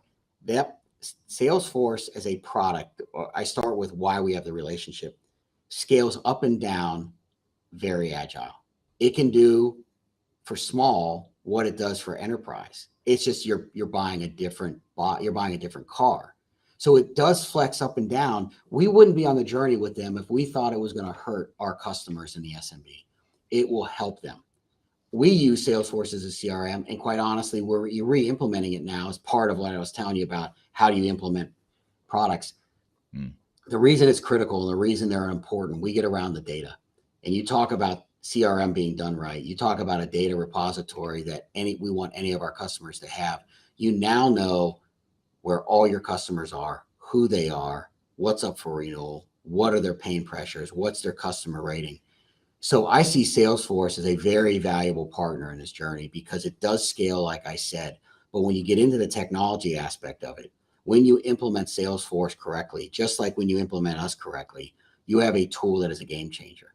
I've used it at 3 software companies. It has changed how we have sold, and has changed the value recognition, and it has improved the bandwidth of the sales and marketing team. And it has allowed, like marketing, for example, to get hyper aggressive about pipeline fulfillment. That's why they're in the journey with us. When you want CRM, people think about CRM, I think they think about it the wrong way. CRM really needs to be how you manage the customer's life through the entire journey with your company, which means you better have a lot of data, and that data better be very accessible, intuitive to the people that use it. So I go into SMB. I am a big proponent of, if you need CRM, there's only one choice. It is our partner. It is Salesforce. And Salesforce plays brilliantly with our ERP technology offerings. But I would get back to that, even forget us as, collaborative here for a second.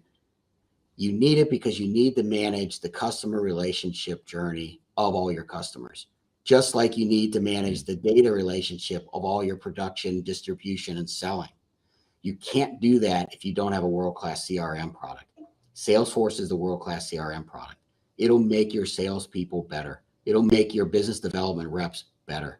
It'll give your data, when you're in renewals or discussions with customers, you will be more on time. So they don't feel like you don't even know who they are. That's why they're a logical partner in this journey. That the CRM, I don't know how you can be successful without world-class CRM and world-class ERP. And then they come together, they both are feeding data, which gets back to that question, AI, ML. You want to talk about another data repository. If you have the whole sales customer relationship journey of your customers on top of how things are made and moved and sold, then you have all the data you're ever going to need. Now, how are you using it? Right. Yeah. Yeah. It makes total sense. And a follow-up question here, which I love because it opens up another Pandora's box or another can of worms, depending how you look at it. But that it's sort of the best of breed versus single ERP debate or discussion. And this is from Kyler on LinkedIn, who's part of the Third Stage team and also my podcast co-host. So she has a different perspective here. And her perspective is interesting. Leveraging an existing CRM software like Salesforce, we often see vendors try to build their own and trap customers into a bundle. And I think this is a really interesting point and question for you because it does point to the fact of when you're defining your digital strategy, oftentimes you have to make trade-offs. You have to decide, do I really want a single integrated ERP system that does everything I need just straight out of the box, same vendor, same product or whatever, knowing that I'm potentially going to water down some functions like potentially CRM as an example? Or do I trade that off and say, I'm going to provide a better customer experience with a world-class CRM, someone that presumably has done it better? Salesforce has created a CRM system better than most ERP vendors, I'd argue, and that's why they're successful. is because they really focused on CRM to start, and they made a better mousetrap than what ERP vendors could. But now you've shifted some risk now and said, well, it's a little bit more technical complexity now, because now you've got two systems, you've got to tie it together. And you mentioned that Salesforce integrates brilliantly with Epicor, and today's integration tools, I think, do make it easier to integrate multiple systems in general. So it's not as bad as it was 10 or 20 years ago, but it still raises the question of, is it better to have a single ERP system that fully integrated, or do you want to have that best of breed, best in class sort of model to where you can provide a better customer experience? And how do you recommend organizations navigate that trade-off, or what would your advice be to them as they try to think through that decision process? No, Kyler, I appreciate it. That's a great question. And I have a real strong conviction on it.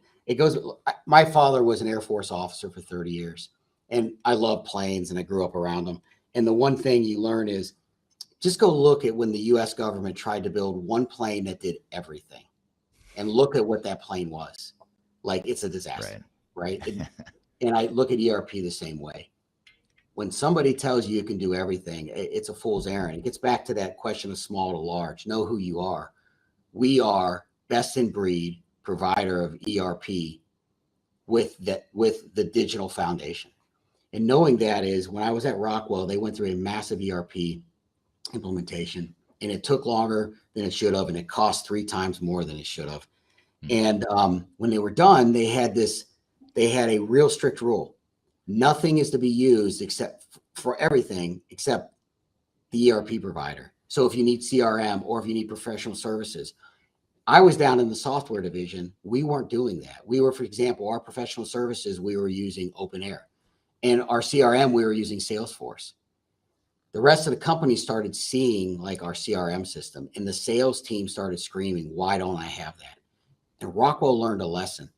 Best in breed is how you win. Centered around the ERP, you build an ecosystem. And it doesn't mean you just add on endlessly. You have to have a rationale why it is really better than what the ERP may offer.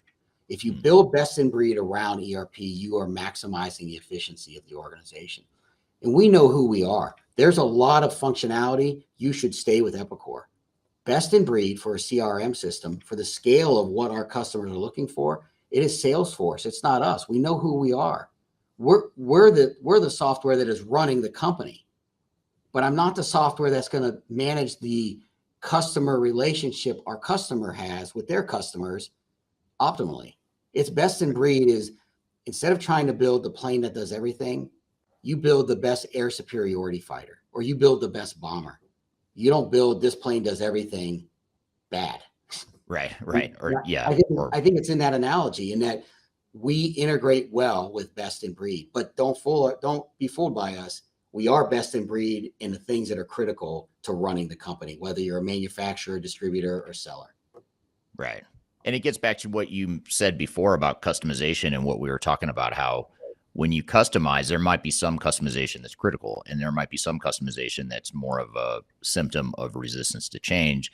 And I would say the same can be true or be said of best of breed, in that Salesforce, for example, might be a viable strategic option to deploy as a best of breed CRM solution that does CRM better than ERP systems. But there might be other examples in an organization where it's not necessarily that best of breed does things materially better. It's just you're resisting the change. You're resisting that core ERP system. The organization's resisting it, or part of the organization is resisting it. So they want to go off and get their own technology for HR or supply chain or whatever function it is. And that you have to watch that. You have to know, back to your earlier point about leadership and having that guiding star, that North Star, you have to have that clear vision and strategy of what it is you're trying to accomplish, so that you can navigate those sorts of decisions. Because you'll inevitably have people that want to over customize or want to have another bolt on that you don't need. And so I think that's the tricky part that a lot of people struggle with. They're looking for an easy answer of either or. Either it's single system or it's best of breed. There's no in between, but there is an in between. And I think that's what you're saying. That's absolutely it. And look, we even live by it. When we implemented Salesforce for our CRM, does Salesforce by default get everything in CRM? No, but we will do a best in breed on top of them if we have to, but it's got to get past that threshold. If Salesforce does 80% or more of what I need that function or module to do, then you stay with it. And it's the same with your ERP system. If they do it, the rule is if they do it 80% as good or more, as the best specific, caveat provider, then you stay in-house. You avoid the customization, and 80% is good enough.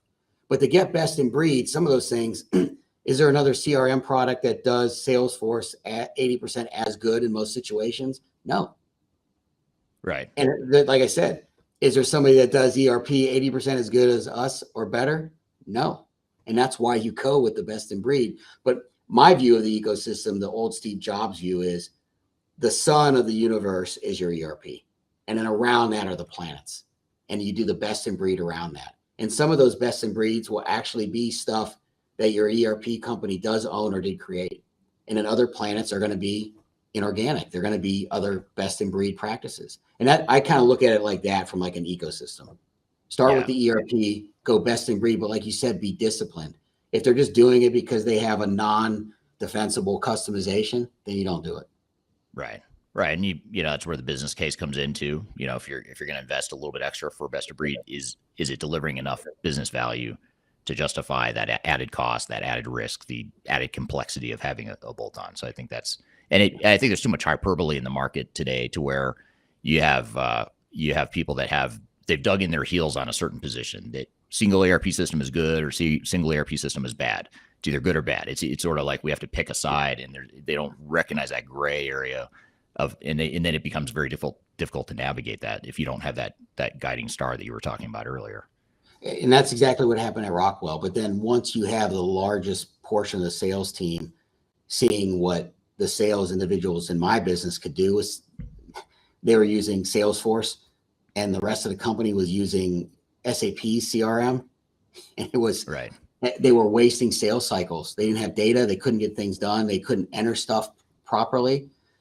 And once that bubbled up to senior management, they saw, then they repivoted and they said, we're going to go best in breed. But they were very disciplined, like we are here. That means, like you said, all the things about customization. It doesn't mean we're going to pile on and go back to a spaghetti plate, because you got to, avoid that. Like if you're really I have a rule of 7. Like if you have more than really 7 critical systems in a company of scale, then you may have a spaghetti plate type of thing going on. People are just bolting things on, and it gets out of control, and you end up having to have a deconstruct a decade later. Right. Yeah, great point. And this is from Kyler, our podcast co-host here. It says Samuel wins the Ground Control Best Analogy Award. I would have to agree with that. I didn't know there was a Best Analogy Award, but apparently you won it with all the analogies here today. And it is very helpful, actually, to paint that picture using those analogies. So one last question I'll ask as we sort of wrap up here is I know you've mentioned a few of these trends that are emerging in the space, in the technology space, as it relates to customer centricity. You mentioned, obviously, we talked about CRM. We talked about product configuration. We talked about predictive analytics. Are there any other technologies or trends to be aware of, or that should be really top of mind as it relates to the whole customer-centric digital strategy concept we're talking about here today? I mean, there's stuff that could be way forward leading, but we're keeping the discipline of what matters to us. It centers around the blocking and tackling. Is we keep thinking about our cloud operations, and then what does cloud operations mean? And then is that scalable, sustainable with our customer needs?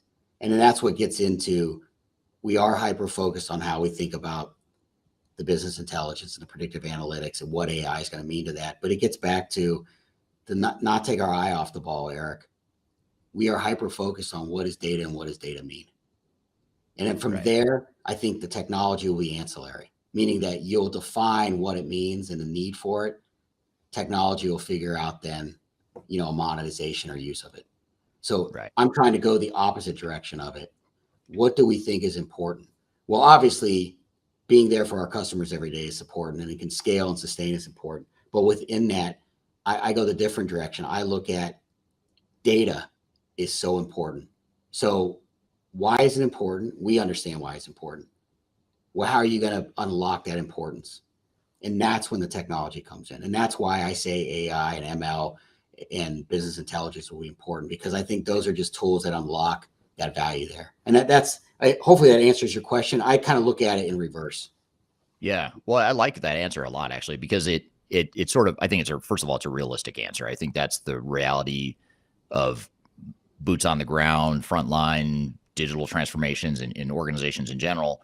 I think too often they're too enamored by immature bells and whistles that sound good in theory, but don't really support their broader strategy and direction. So I think having more mature, established technologies that do support your overall digital strategy, your overall business strategy, I think that's well said. You can always, you want to be on the emerging, on the cutting edge, and you want to know what's happening and what's on the horizon. Obviously, you want to keep looking ahead, but the reality of where you are today may not be, you may not be quite ready for, AI and machine learning, for example, but it may be that that's part of your longer term roadmap is to get the fundamentals in place first. Then you start bringing in AI and machine learning. For example, if you don't have good data, if you don't have a good master data management discipline, it's not going to do you a whole lot of good to start looking at AI and machine learning because your data sucks. So fix the data, figure out how to clean that up and get discipline around that. Then you start to introduce AI and machine learning. So I think that's well stated. And I think that's a good strategy, is really focus on kind of your core and the core, guiding star, to keep using your analogy from before. No, that's good. We use that discipline within our acquisition strategy as well. Thank you, Sam. Great conversation. Really appreciate having you on the show. And thank you to the audience for the great questions and adding to that conversation. Super fascinating topic here. In fact, we're going to debrief and touch on a few of these things and build on a few of these topics that we covered here with Sam in just a moment. But first, we're going to take a quick break. You're listening to Transformation Ground Control.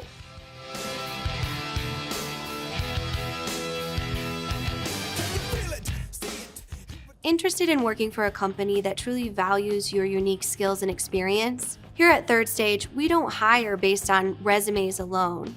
We look at the full candidate, experience, and willingness to provide excellent service for our clients. Within a technology, independent, and agnostic consulting firm, you have the opportunity to learn across industries with a diverse group of clients. Our consultants also have the opportunity to diversify their portfolio and learn across technology systems. If you're interested in joining a high-growth entrepreneurial organization, please reach out to us at work@thirdstage-consulting.com.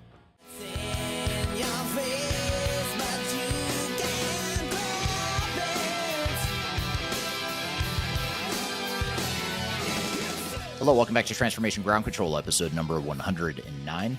I'm here with Kyler Cheatham. You can find new episodes every Wednesday on YouTube, LinkedIn, Facebook, Twitter, as well as audio podcast platforms throughout the world. And Kyler, we just had Sam from Epicor Software on talking about customer-centric digital transformation strategies. What were some of your takeaways from that conversation?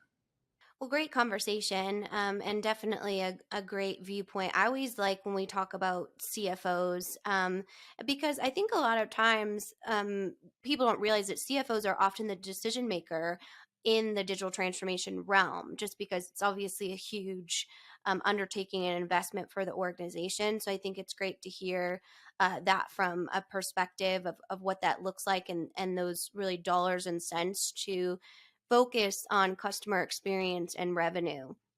And Sam did such a great job of that. One question I had and kind of wanted to elaborate more on with you is when we're talking about the idea of customer centricity, and really mapping out your digital transformation strategy to include that, as you talked about, how do you ensure that you're kind of looking at it from both ends, from the customer experience to the internal operations, and making sure those are integrated all in one? Do you start at both sides and kind of move to the middle, or what's that mapping process really look like? Well, a couple things. One is the end-to-end business process mapping should include both. It should include the beginning of the cycle when a customer or potential customer first reaches out to your organization and they become a prospect within your sales pipeline. And then certainly as they become a customer, as they place an order, you produce the order, you deliver your good or service to them, you collect cash, you do everything behind the scenes to make that happen. That entire end-to-end process should ideally capture both. But the other thing you can do to really make sure you don't lose focus or lose sight of what it is you're trying to accomplish is make sure you have KPIs or performance measures identified on how you're going to measure these different business processes. And maybe you already do as an organization, which case that's great. You can use that as a starting point. But if you don't have clearly established KPIs and performance measures and expected business benefits that you expect to get out of the transformation, I typically highly encourage organizations to do that, because that's going to give you a lot of direction and a lot of focus during your transformation, because these big software solutions that are out there in the marketplace have so much stuff that it's honestly overwhelming. It's overwhelming to most organizations. It's way more than most organizations can consume. So if you have the expected business value clearly quantified and you've identified where those business value points are going to be throughout your organization and you're measuring them, then that gives you a lot of clarity when it comes time to make decisions around scope and potential customization and what you want your processes to look like, how you're going to configure the software, all that stuff. That's really interesting. And I think it's, so important and often a piece in which is not really talked about in understanding, the front end of the business or how you can really optimize that, specifically in places like demos or anything like that. Well, when Sam was talking, I thought it was super refreshing how he kind of talked about Epicor. We really know who we are, that SMB type of tier 2 business. Do you think that's really kind of the future of where the software industry is going, that we will see kind of this emergence of very stronger 2-tier systems in which will really field a marketplace that has been more underserved by ERP systems? Yeah, I do. And I think that technology continues to change very quickly. So that's one thing that supports what you're saying, which is software is changing. There's a lot of advancements that come with that. And the barriers to entry have gone down over the years to where starting a software company isn't nearly as expensive or difficult as it used to be 10, 20, 30 years ago. So you combine those two things with the third variable, which is that the big software vendors in some cases have almost become too big to be able to adequately respond to changes in all these different industries and functional verticals that they operate in, that just leaves openings and vulnerabilities that smaller and younger and more nimble software vendors can go attack. And I think that's just a cycle that you'll always see in the industry. This is nothing new. It's been happening for decades, but I think it's just accelerating a bit. This trend is accelerating now because of some of the trends that I just mentioned. Well, that was a great conversation. I definitely think there's lots to learn from Sam, and we will pop his profile on LinkedIn in the comments here so you can follow him in some more of his thought leadership in the overall digital enterprise area. So thank you, Eric, for hosting that, and thank you to Sam for joining us. I definitely learned a lot on kind of the importance of understanding the customer's experience and optimizing, making that the number one priority in digital transformation. Yeah. It's a good reminder to sort of, not get too inwardly focused and not lose sight of how this could all negatively affect your customer base if you're not careful in how you manage your transformation. But just as importantly, if not more importantly, how can you make your customer experience and customer satisfaction and the overall customer journey, how can you make that even better with better technologies? And again, I think if you define those end-to-end processes and measures, that will help you get there. So I think it's a great point, and appreciate having Sam on the show. He was another first-time guest, so it was great to have him here as well. So thank you, Sam, for being here, and thanks to the audience for such great questions as well during that conversation. So shifting gears just a little bit, we're going to have another vendor on the show, or a collaboration with another vendor called Unit 4. And for those that don't know, Unit 4 is a software vendor that specializes in a few industry verticals, including professional services. And they recently interviewed me to talk about digital transformation in the professional services space. So we're going to play you that clip of that interview in just a moment. But first, we're going to take a quick break. You're listening to Transformation Ground Control.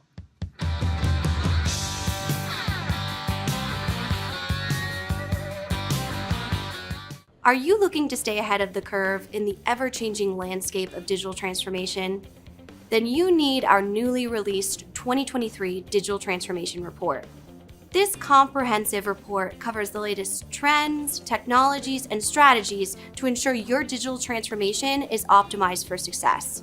The 2023 Digital Transformation Report is packed full of proven methodologies and insights from experts in the independent digital transformation field. You'll also receive practical insights on how to implement digital transformation strategies within your unique organization. This free report is available for download on our website at thirdstage-consulting.com under our Thought Leadership section. Bad to the bone, bad to the bone, bad Hello, welcome back to Transformation Ground Control, episode number 109. My name is Eric Kimberling here with Kyler Cheatham. You can find new episodes every Wednesday. This podcast covers everything related to digital transformation, including digital transformation in a number of different industry verticals, such as professional services. And that's the topic we want to shift gears into now. And this is a good conversation, even if you're not in professional services, if you provide any sort of service, or even if you're not a service provider, you're a manufacturer, a distribution type of organization. There's still a lot of really good lessons in this conversation. But this particular conversation was with Unit 4, an ERP software provider based out of Europe, and they interviewed me to talk about this topic. So why don't we roll the clip, and then we'll get into some debrief and build on some of the threads from that conversation here in just a moment. I'm Bryce Wolf. I'm a Senior Manager of Industry Solutions here at Unit 4, and I've got the honor of welcoming Eric Kimberling, who's the founder and CEO of Third Stage Consulting. Thank you for joining us today, Eric. Hi, Bryce. Thanks for having me. So, Eric, could you just tell us a little bit about your experience with professional services organizations and just kind of your professional experience to date? Sure. So I'll maybe start with my overall experience and then dive into the professional experience piece of it. I've been in the professional services space for my entire career, having been a consultant now for about 25 years. Started off at one of the big four consulting firms back in the late 90s, and now I'm CEO of a company called Third Stage Consulting, which is an independent consulting firm that helps clients with their digital transformations. My experience with professional services, obviously being in the industry for 25 years is one component of that, but also on the consulting side, consulting to other professional services organizations. That's something I've done probably for the last 12 or 15 years of my career, along with experience in other industries as well. Okay. So you've got a fair bit of experience in the just professional experience and in professional services as well. Yeah, absolutely.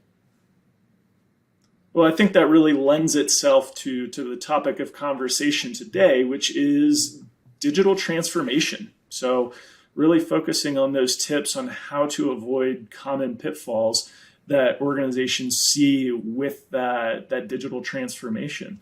So what are some common challenges that we see amongst professional services organizations? Yeah, so I mean, you certainly have the common challenges that you see across all industries, which is, a failure to find the right software, a failure to have the right project governance and controls in place, not having a clear vision of what it is you want out of technology, that sort of thing. So those are more broader cross-industry challenges that organizations face.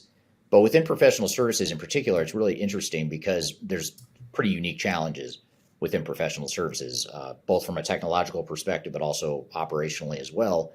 And that includes the main factor, the main issue, which is that it's such a labor-intensive industry, and therefore human capital management and just managing employees and human resources, HR processes, all that stuff is even more important for professional services firms than most other industries. So I think you've got that sort of human complexity that's a bit more unique and a little bit more magnified in professional services firms.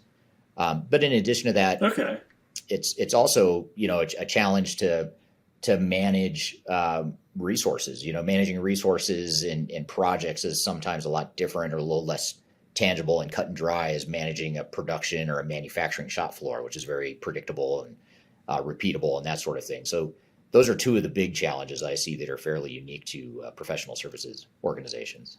Okay, so to touch on that first point there, it sounds like it's much more than just the technology and the transformation side of things. It's the people that makes it so different from other organizations that have this digital transformation, because with a services organization, it's even more so than other industries. It's all about the people, because the people are your resource. They are your commodity. So it's really important to make sure that they go along on that journey. So what are some of the impacts to the people that you see?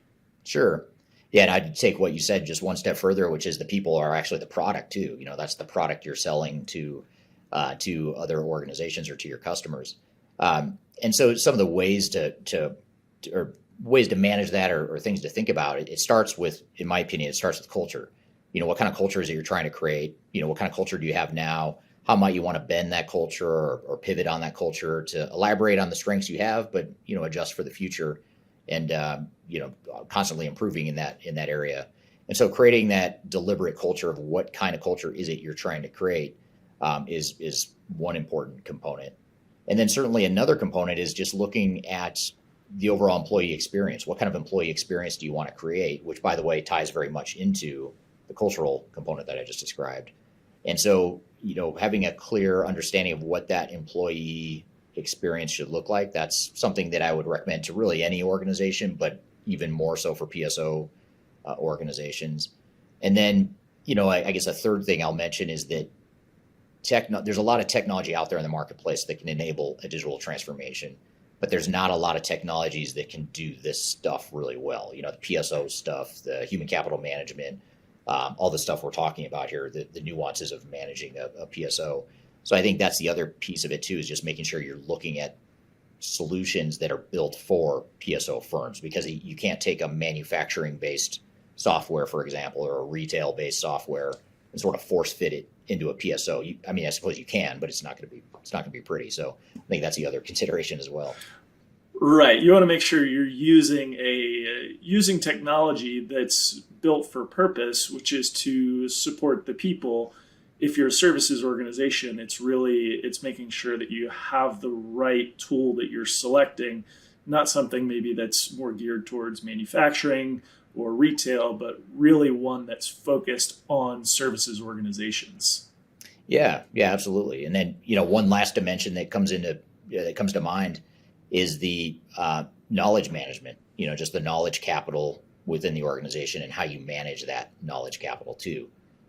For a lot of professional services organizations, that knowledge base or that collective knowledge and capturing that collective knowledge is super important. So you want to look at that as well, which again, to your point, very different than a manufacturer of widgets. It's just different process and different set of capabilities that you need from your technology and your operations. Right. And then, so it sounds like change is something that's really important to take into consideration with this digital transformation. So when you come in and you have these customers that you're working with, as you're doing this analysis, what are some of the things that you look at with regards to the change for the organization, for the people? Yeah. So, one thing that's important to do is to, once you've defined that future state in terms of the culture you're trying to create, the future state operating model, how you think technology could help enable that future state operating model. Once you've defined that future state, then you really want to look at, well, what is that impact to the organization? And more specifically, what is the impact to individual work groups and locations, and even just individuals in general? What are the nuanced impacts that this transformation is going to have on your people? And again, this is all stuff that I'd say to other industry practitioners as well, but this is even more important in PSO organizations, because the change management, the human component, is going to be even more important, because again, it's sort of a double whammy. If you don't manage the human side well, that's a problem with, say, a manufacturer or retailer, but it's an even bigger problem with PSOs, because not only is it an employee, just like every organization have, but again, it's your product.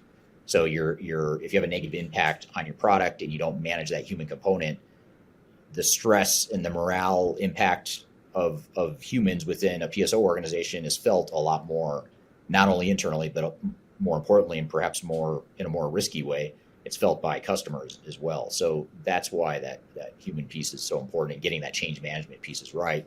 But it all starts with identifying that gap, the gap between where you are today, what the future state's going to look like, and how it affects individuals within the organization.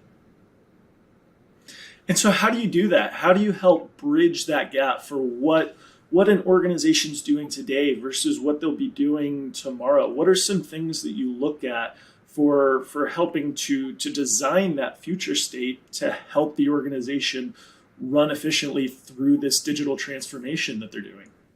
Yeah, that's a good question. And I guess I'll start off by contrasting to what you shouldn't do. And unfortunately, a lot of organizations do what you shouldn't do, which is you sort of lead with technology. You say, let's put technology in place. That's going to determine what our future state looks like. We'll train people on how to use the technology, and they'll learn to adopt it, and everything will be fine. But the reality is that's backwards. You should be starting with the business needs and defining what that future state is, defining what the impacts are. Then you leverage technology to help you get there. And it sounds like a subtle shift or a nuanced way of just slicing hairs, but it's really important. If you do that backwards, you're not going to get to that change impact. You're not going to have that focus and that understanding of what the impact of the organization and to your people are. So that's what comes to mind, is just making sure you start with that change assessment, but then going a step further, once you understand current state versus future state, what the impacts are to people, then you want to develop a change strategy and plan that addresses what those impacts are. So in other words, it's not going to be, or it shouldn't be, a one-size-fits-all change management plan that would use for any PSO. You want it to be unique to what it is you're trying to accomplish and what the impacts are between current state and future state. Okay, so to start with that impact analysis, what you'll do is you'll look at the people and process, technology being the last component of it, because people and process are the most important things for that impact analysis, and then overlaying the technology on it. Once the impact analysis is complete, that's where we start with the change strategy, which takes all of those things into account. And then what are some things that go into a change strategy for a professional services organization? Once you've done that impact analysis, what's kind of an example, I guess, if you will, that you've seen for that change strategy? What are the components of it? Sure. Well, first, in maybe taking the change impact a step further, is to define what the future organizational design is going to be. So defining how roles and responsibilities are going to look, and doing more of that org design piece of it. And certainly, to the extent that people's processes and their technologies and tool sets are going to change, how does that affect, and what does that role and responsibility look for different positions in the organization?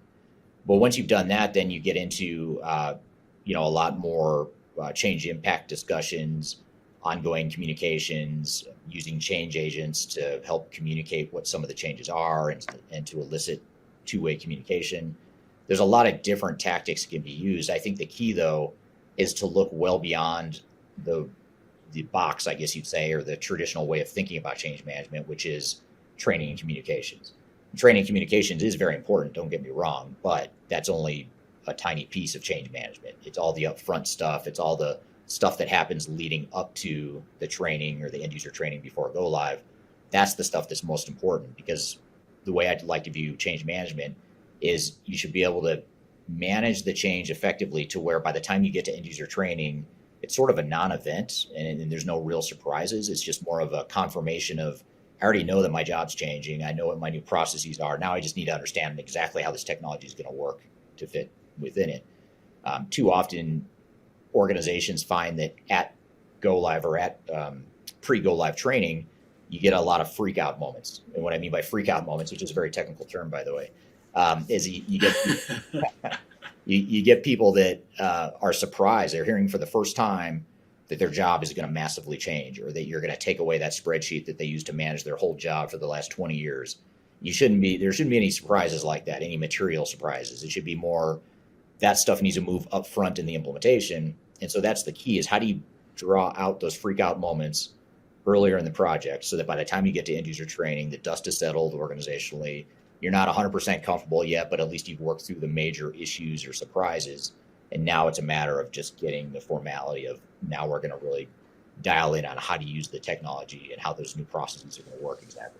Yeah, it sounds like by the time you get to end user training, you want it to be more of the how-to rather than the why and who made this decision and why is my life changing. And you've got people that, as you said, they have the freak out moments. Right. So something that you said, one of the things that you had mentioned when you were talking about the overall change management piece is something that I find really interesting. What is a change agent? Sure. So a change agent is really another word, or it's oftentimes used interchangeably with super user, or oftentimes it's sort of a blended role where, super user is someone that would be a representative from one department or one location or some hybrid of both, that is sort of the business person that understands the technology in the future state really well. And it's sort of a support role of, that's the person that's going to that I can go to for help, or that's going to give me the information I need. That's more, a lot of times people think of super users more post-implementation, but those same people oftentimes are the change agents, which is they're the ones that'll go back to their teams and help communicate what some of these changes are.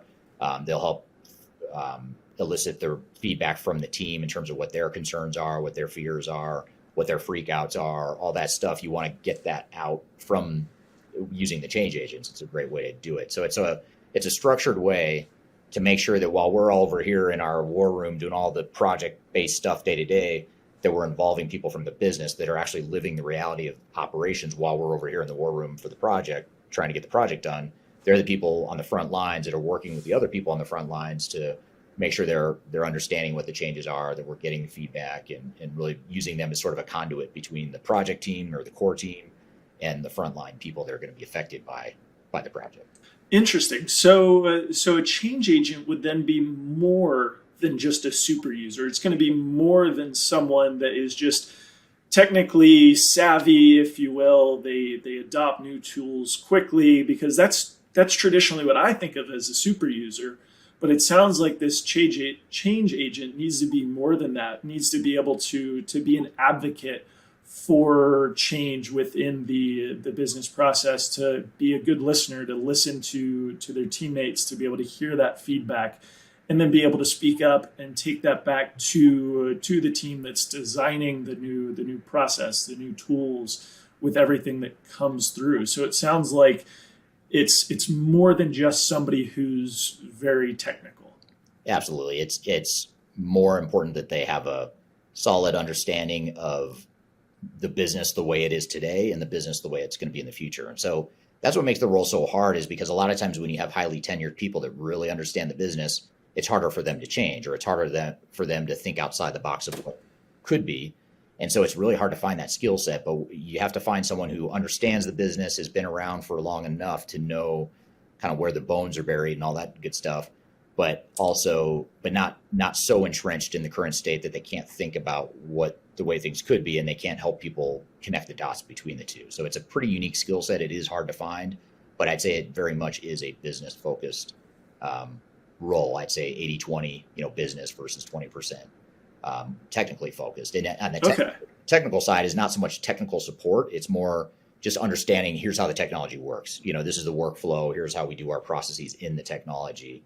So they're not necessarily like IT support. It's a different sort of more of a functional technology role. Yeah. So then it's more this change agent in the change management view with this super user is somebody who has a good understanding of the business process, of the way it is, of the way it will be, can communicate why we're doing it this way, more so than somebody who's super tech savvy, because that's technical support, and that's not necessarily this role that we're talking about. This change agent, so something I kind of picked up on as you were talking about is there's a lot of resistance to change as we have our current state, and then we have that transition to the future state, everything that we've done for it.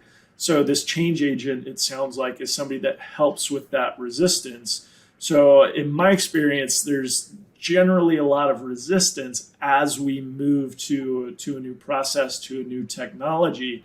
So how do you manage that resistance? What does a change agent have to do with it? And then what are some other things, some other strategies that you have with managing that resistance to the change? Well, it's a great question. The first thing that we typically do and recommend to our clients is to measure where the pockets of resistance might come from. And the key here is that you can't wait until you see the resistance. I mean, most organizations won't do anything about the resistance until they see it. They see that someone is pushing back, or a certain part of the company is not on board with this project or with the changes that are coming downstream.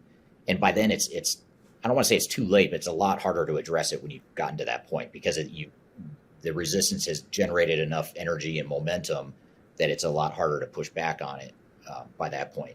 So the key is to really, how do you measure it?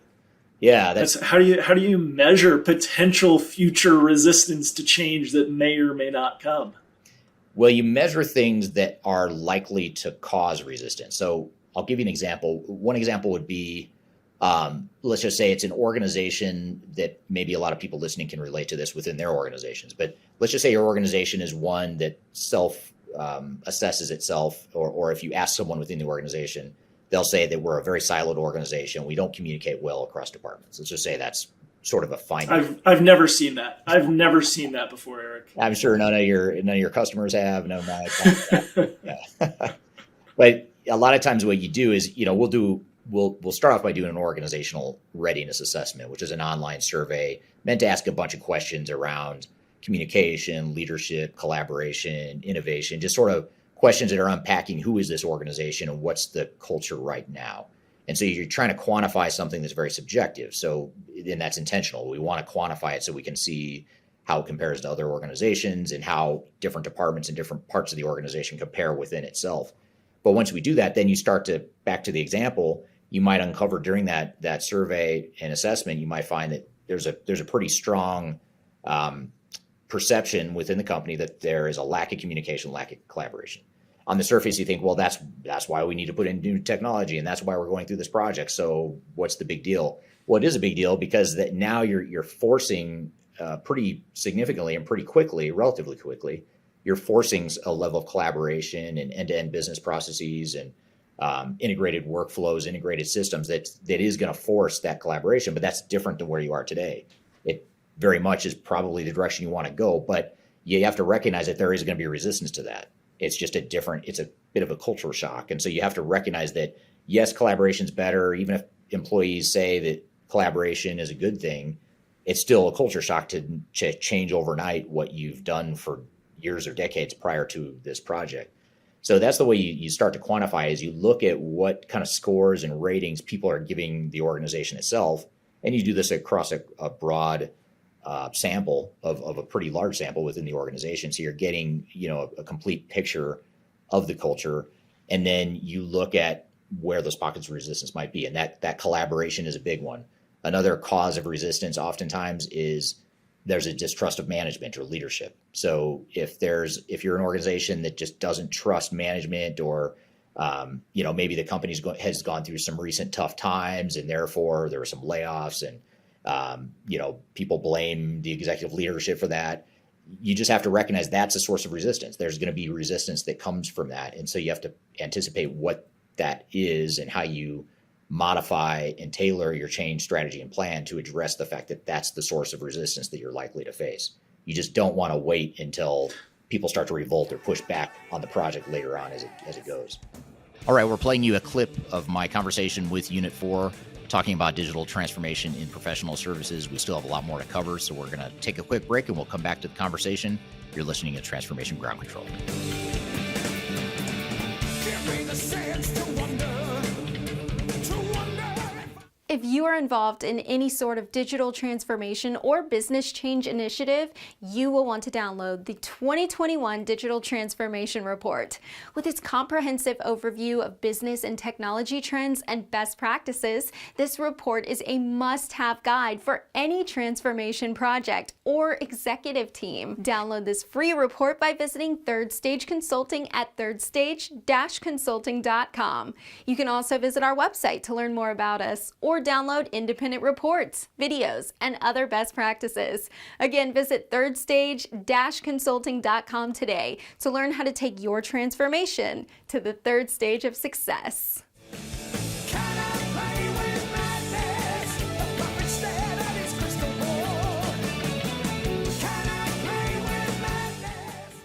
Hello, welcome back to Transformation Ground Control, episode number 109, and we're here playing you a clip of a conversation I had with Unit 4, the software provider, talking about digital transformation in professional services. Let's get back to the conversation. And I feel like that's probably pretty common, right? You have leadership that's not being trusted for this change because we're changing something. We're changing something that we've always done it this way. That's the most common thing that I hear is, why would we do it differently? We've always done it this way. We're in a good place. We're fine. Even if you're not in a good place, there's that level of comfort that makes you feel like you're in a good place. So for those types of change resistance, there's probably a special strategy that you need to do. There's certain things that you need to do that would be different from a different pocket of resistance. And for a services organization, that's probably something that's pretty common. So do you have any examples of how you've solved that, what you've done to be able to help with that change resistance? Sure. Yeah, so it depends on what the change resistance is, but let's just stick with the distrust of management. If there's a distrust of management, or another common one is there's a perception that there's not enough communication from management. People are craving more direction or more communication about what's going on from management. Well, if that's the case, then maybe what we do as part of our change strategy is we double down on the whole concept or the strategy of having more messaging come from some of those key leaders. So in other words, rather than being the project team or the CIO or even the change agents within the organization that we talked about before, those people can still be part of the communication plan, but you might be more focused on leadership delivered communications, which is almost always a good idea to begin with, but you might just want to do more of it because people are craving that, and that's part of the resistance you might see. Because if you go through the project and you just keep things the way they are, people already have this perception they don't trust management, or they're not getting enough information from management, then they're going to be a bit skeptical of this project. So it's important to have that dialogue and to create that connection in this case or example, that connection between leadership and the frontline employees. Okay. So is that something, do you see that often? Is it more something else? It seems like this is probably a pretty common one, though. Are there other major resistance to change, those pockets, other ones, or are those kind of the main two that you see for services organizations especially? Yeah, those are big ones. I'd say in services organizations, another big one, trying to think of how to articulate this in a politically correct way, but a lot of times when you get knowledge-based workers that are very smart. Not to say that other people outside of PSO are not smart, but when you get a service-based organization, if they're highly educated, potentially highly paid, whatever the case may be, or at least higher paid or higher educated than some other fields, that can be a strength, but it can also work against you. And I found that a lot of PSOs with really smart people, especially like, for example, we had one client that had a bunch of PhDs and engineers, sort of their employee base. And the very smart people, but sometimes the really smart people are the ones that they're even more resistant to change because they know their stuff. They don't need you to tell them how to make their job better or whatever. So I think that's sort of a unique nuance within PSO. But even, another one is, aside from whether, someone's a PhD or has no college degree or whatever their education is, setting that aside, another common one is very common in PSO organizations and even other industries as well, is this dynamic of ownership and heroics. So in other words, you as the organization, or you as my boss, Bryce, you value me because I can get stuff done. I can power through these broken systems and broken processes. I've created this really cool spreadsheet that helps manage and track all this stuff. And the minute you put in a new system that automates some of that, that's a threat to me. Now suddenly I don't feel as worthy or as value add to the organization. And by the way, what does that mean to my job if you take away my spreadsheet and suddenly you don't need me to be a hero? You've got a repeatable, predictable process now and a technology tool that does a lot of what I used to do. So now suddenly, where's my value? Yeah. So you've got to create that value. What is my value going forward? It's going to look different. I'm not going to be managing the spreadsheet that I have managed for 20 years. Maybe that's not my value anymore, but I've got some other value. But I need to know what that is, and someone needs to define that first. And that's a really important nuance, especially in PSO organizations. It's really important, but oftentimes gets overlooked. Okay. So just to kind of summarize everything that we just talked about there, it starts with the people, the process, and then the technology. So right. That's kind of that might be the order. People, process, might be process, people, but certainly the technology coming last. Sure. And we do that impact analysis, the impact plan, and then the change strategy, everything that we have that's bringing together to focus on the people, process, and technology. And then, so that really that is our change management plan with everything that goes into it. Are there any other pieces that really follow it up? I think the next step after that, once you have a sense of what you want your high level future state processes and people to look like, is then you think, okay, now what technology options are out there that fit that model that I'm trying to pursue? It needs to fit my industry, like we talked about. It needs to be a PSO centric type of technology that was built for PSO organizations or has strong capabilities that PSO organizations need. So you identify the needs, and then you start to identify what are those sort of short list of options that meet those needs. And so then you sort of shift into the evaluation process. What kind of technology out there is going to be best for us? How do we compare it? And then how do we ultimately find that solution that's best for us and best for our industry, but also best for our specific needs within that industry? Okay. So yeah, that technology comes last. Once you have that future state, you make sure that you're buying something that's fit for purpose for a professional services organization. You would want something that is built for and tailored to a professional services firm. Right. So that all makes sense to me. That's change management is such an interesting and challenging topic. Do you have any other, kind of a quick example of that light bulb moment? Because that's what it comes down to, right? You've got the people, you've got the process, you've got the technology. What's something that stands out to you for that light bulb moment of what we've done is great, where we're going is fantastic, we have the right tool in place for it? Yeah, that's a good question. I'd say the light bulb moment is more likely to come when not only do you find the right solution. Obviously you need that solution that's fit for purpose, fits what your needs are. But what's even more important is then connecting the dots or sort of enabling the potential of that software or of that technology via actual adoption of the software and smooth business processes and added business value.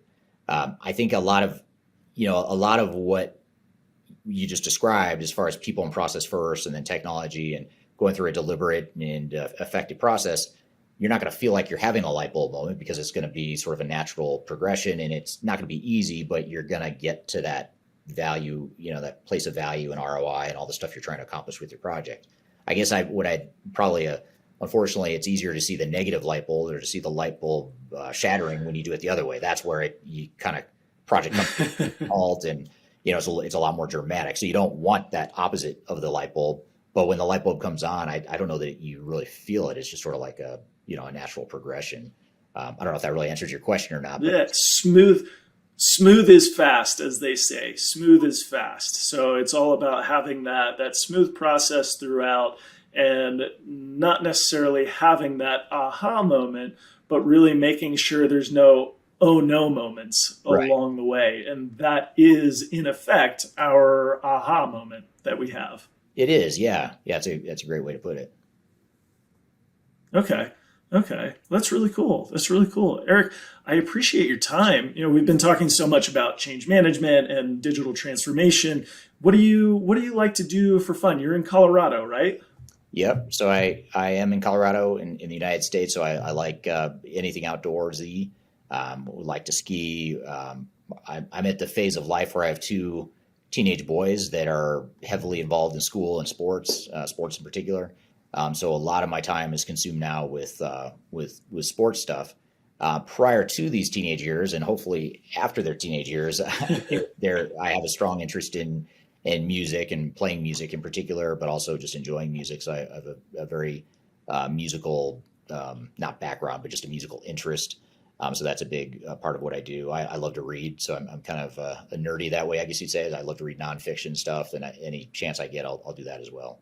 What's the last book that you read?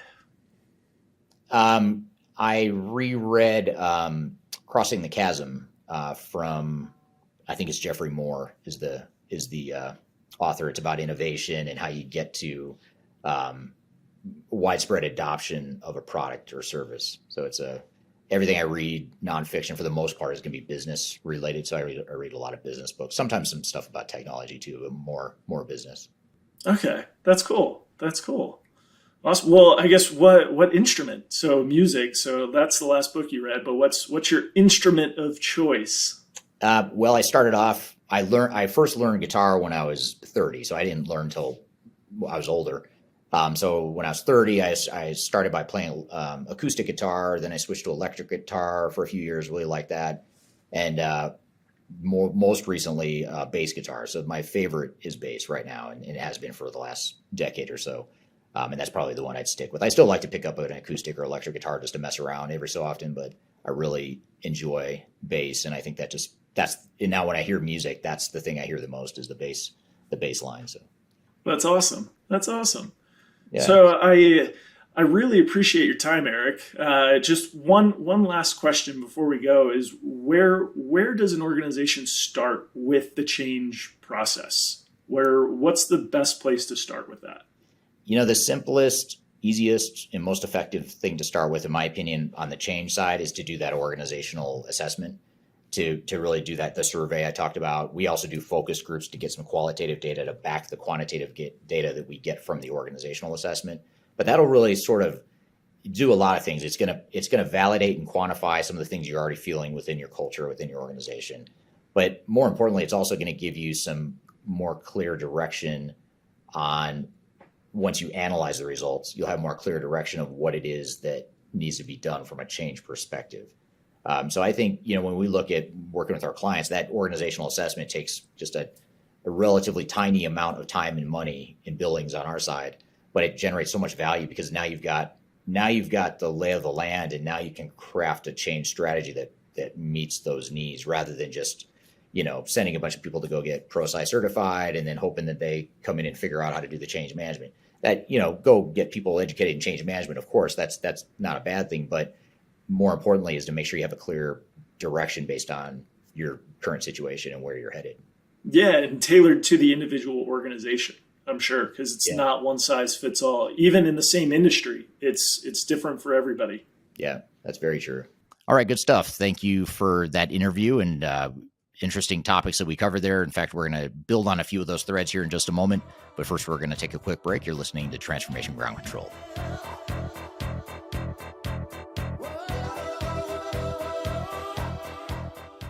Are you looking to stay ahead of the curve in the ever-changing landscape of digital transformation? Then you need our newly released 2023 Digital Transformation Report. This comprehensive report covers the latest trends, technologies, and strategies to ensure your digital transformation is optimized for success.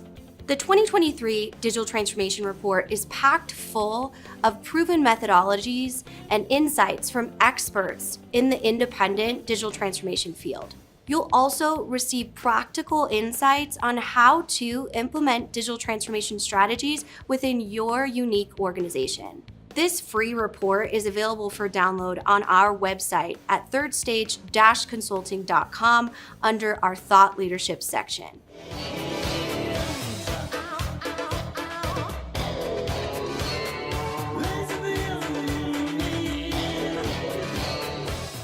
Hello, welcome back to Transformation Ground Control, episode number 109. My name is Eric Kimberling here with Kyler Cheatham. And Kyler, we just replayed the interview I had with Unit 4 not too long ago to talk about digital transformation and professional services. What were some of your takeaways from that conversation?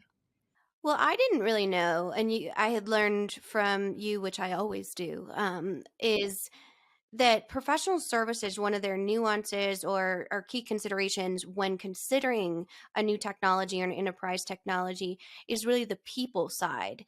And it seems to be not only on the change management side, but also just understanding human capital management and the organization of professional services because of the infrastructure of their business. So that was something that I learned. I didn't realize that was so key to really understanding what that looked like from a system and organizational standpoint.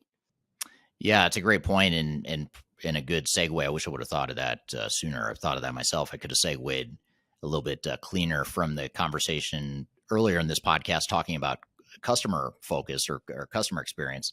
But in this case, we're talking about employee experience, which is important for any organization, but especially a professional services firm, in which case the human capital is the product, that is the service you're selling and delivering to your customers.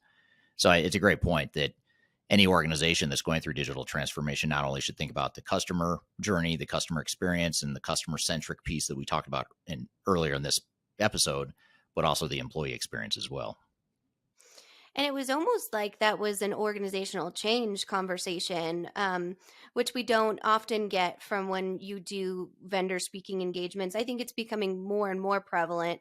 But they seem to truly understand, probably from experience, the importance of organizational change initiatives specifically for professional services, like you said, because really the assets there, is the talent management, is the employee management.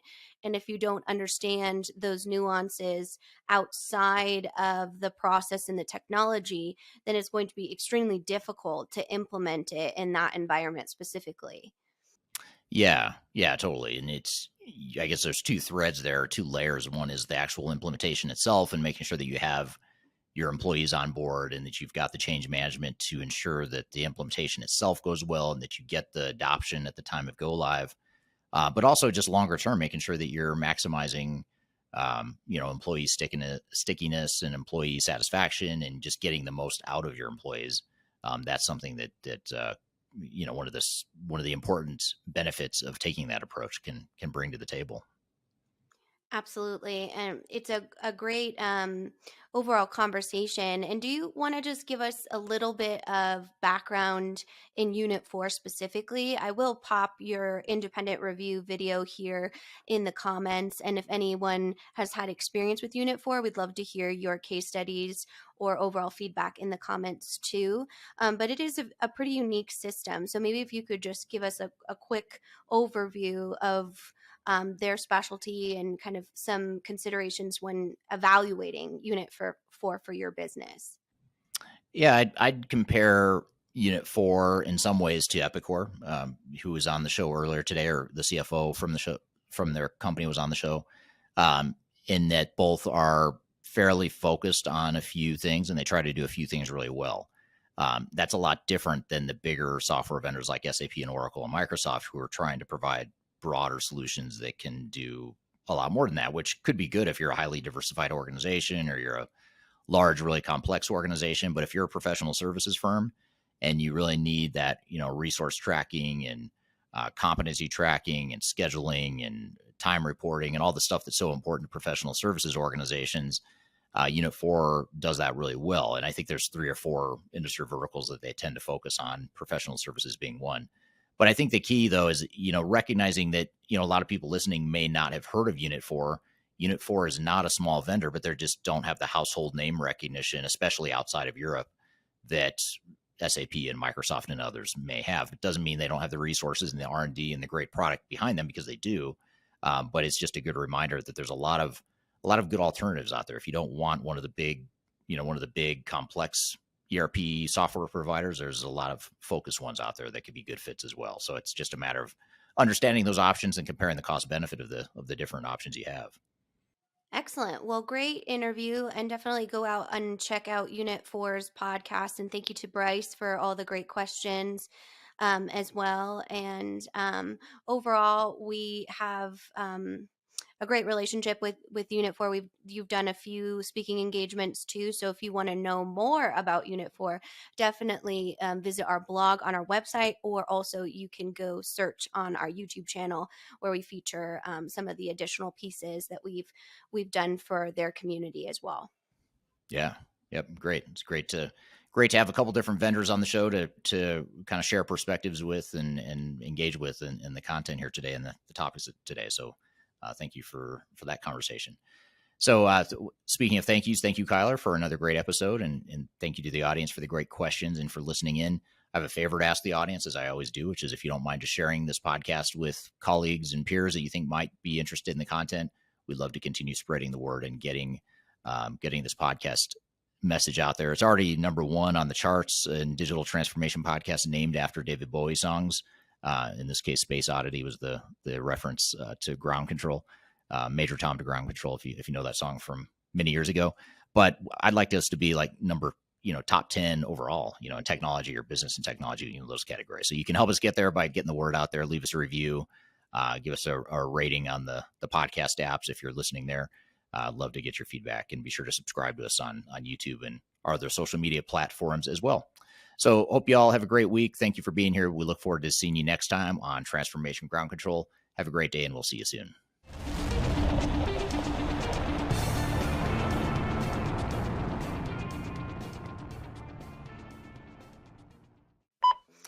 I don't know if you can hear me, but you are frozen at the moment. Either that or I am frozen in the cloud and don't know. Focus. Do not disturb. Excellent. Okay, great. Thanks for the tip there. Sure. It only took me like a year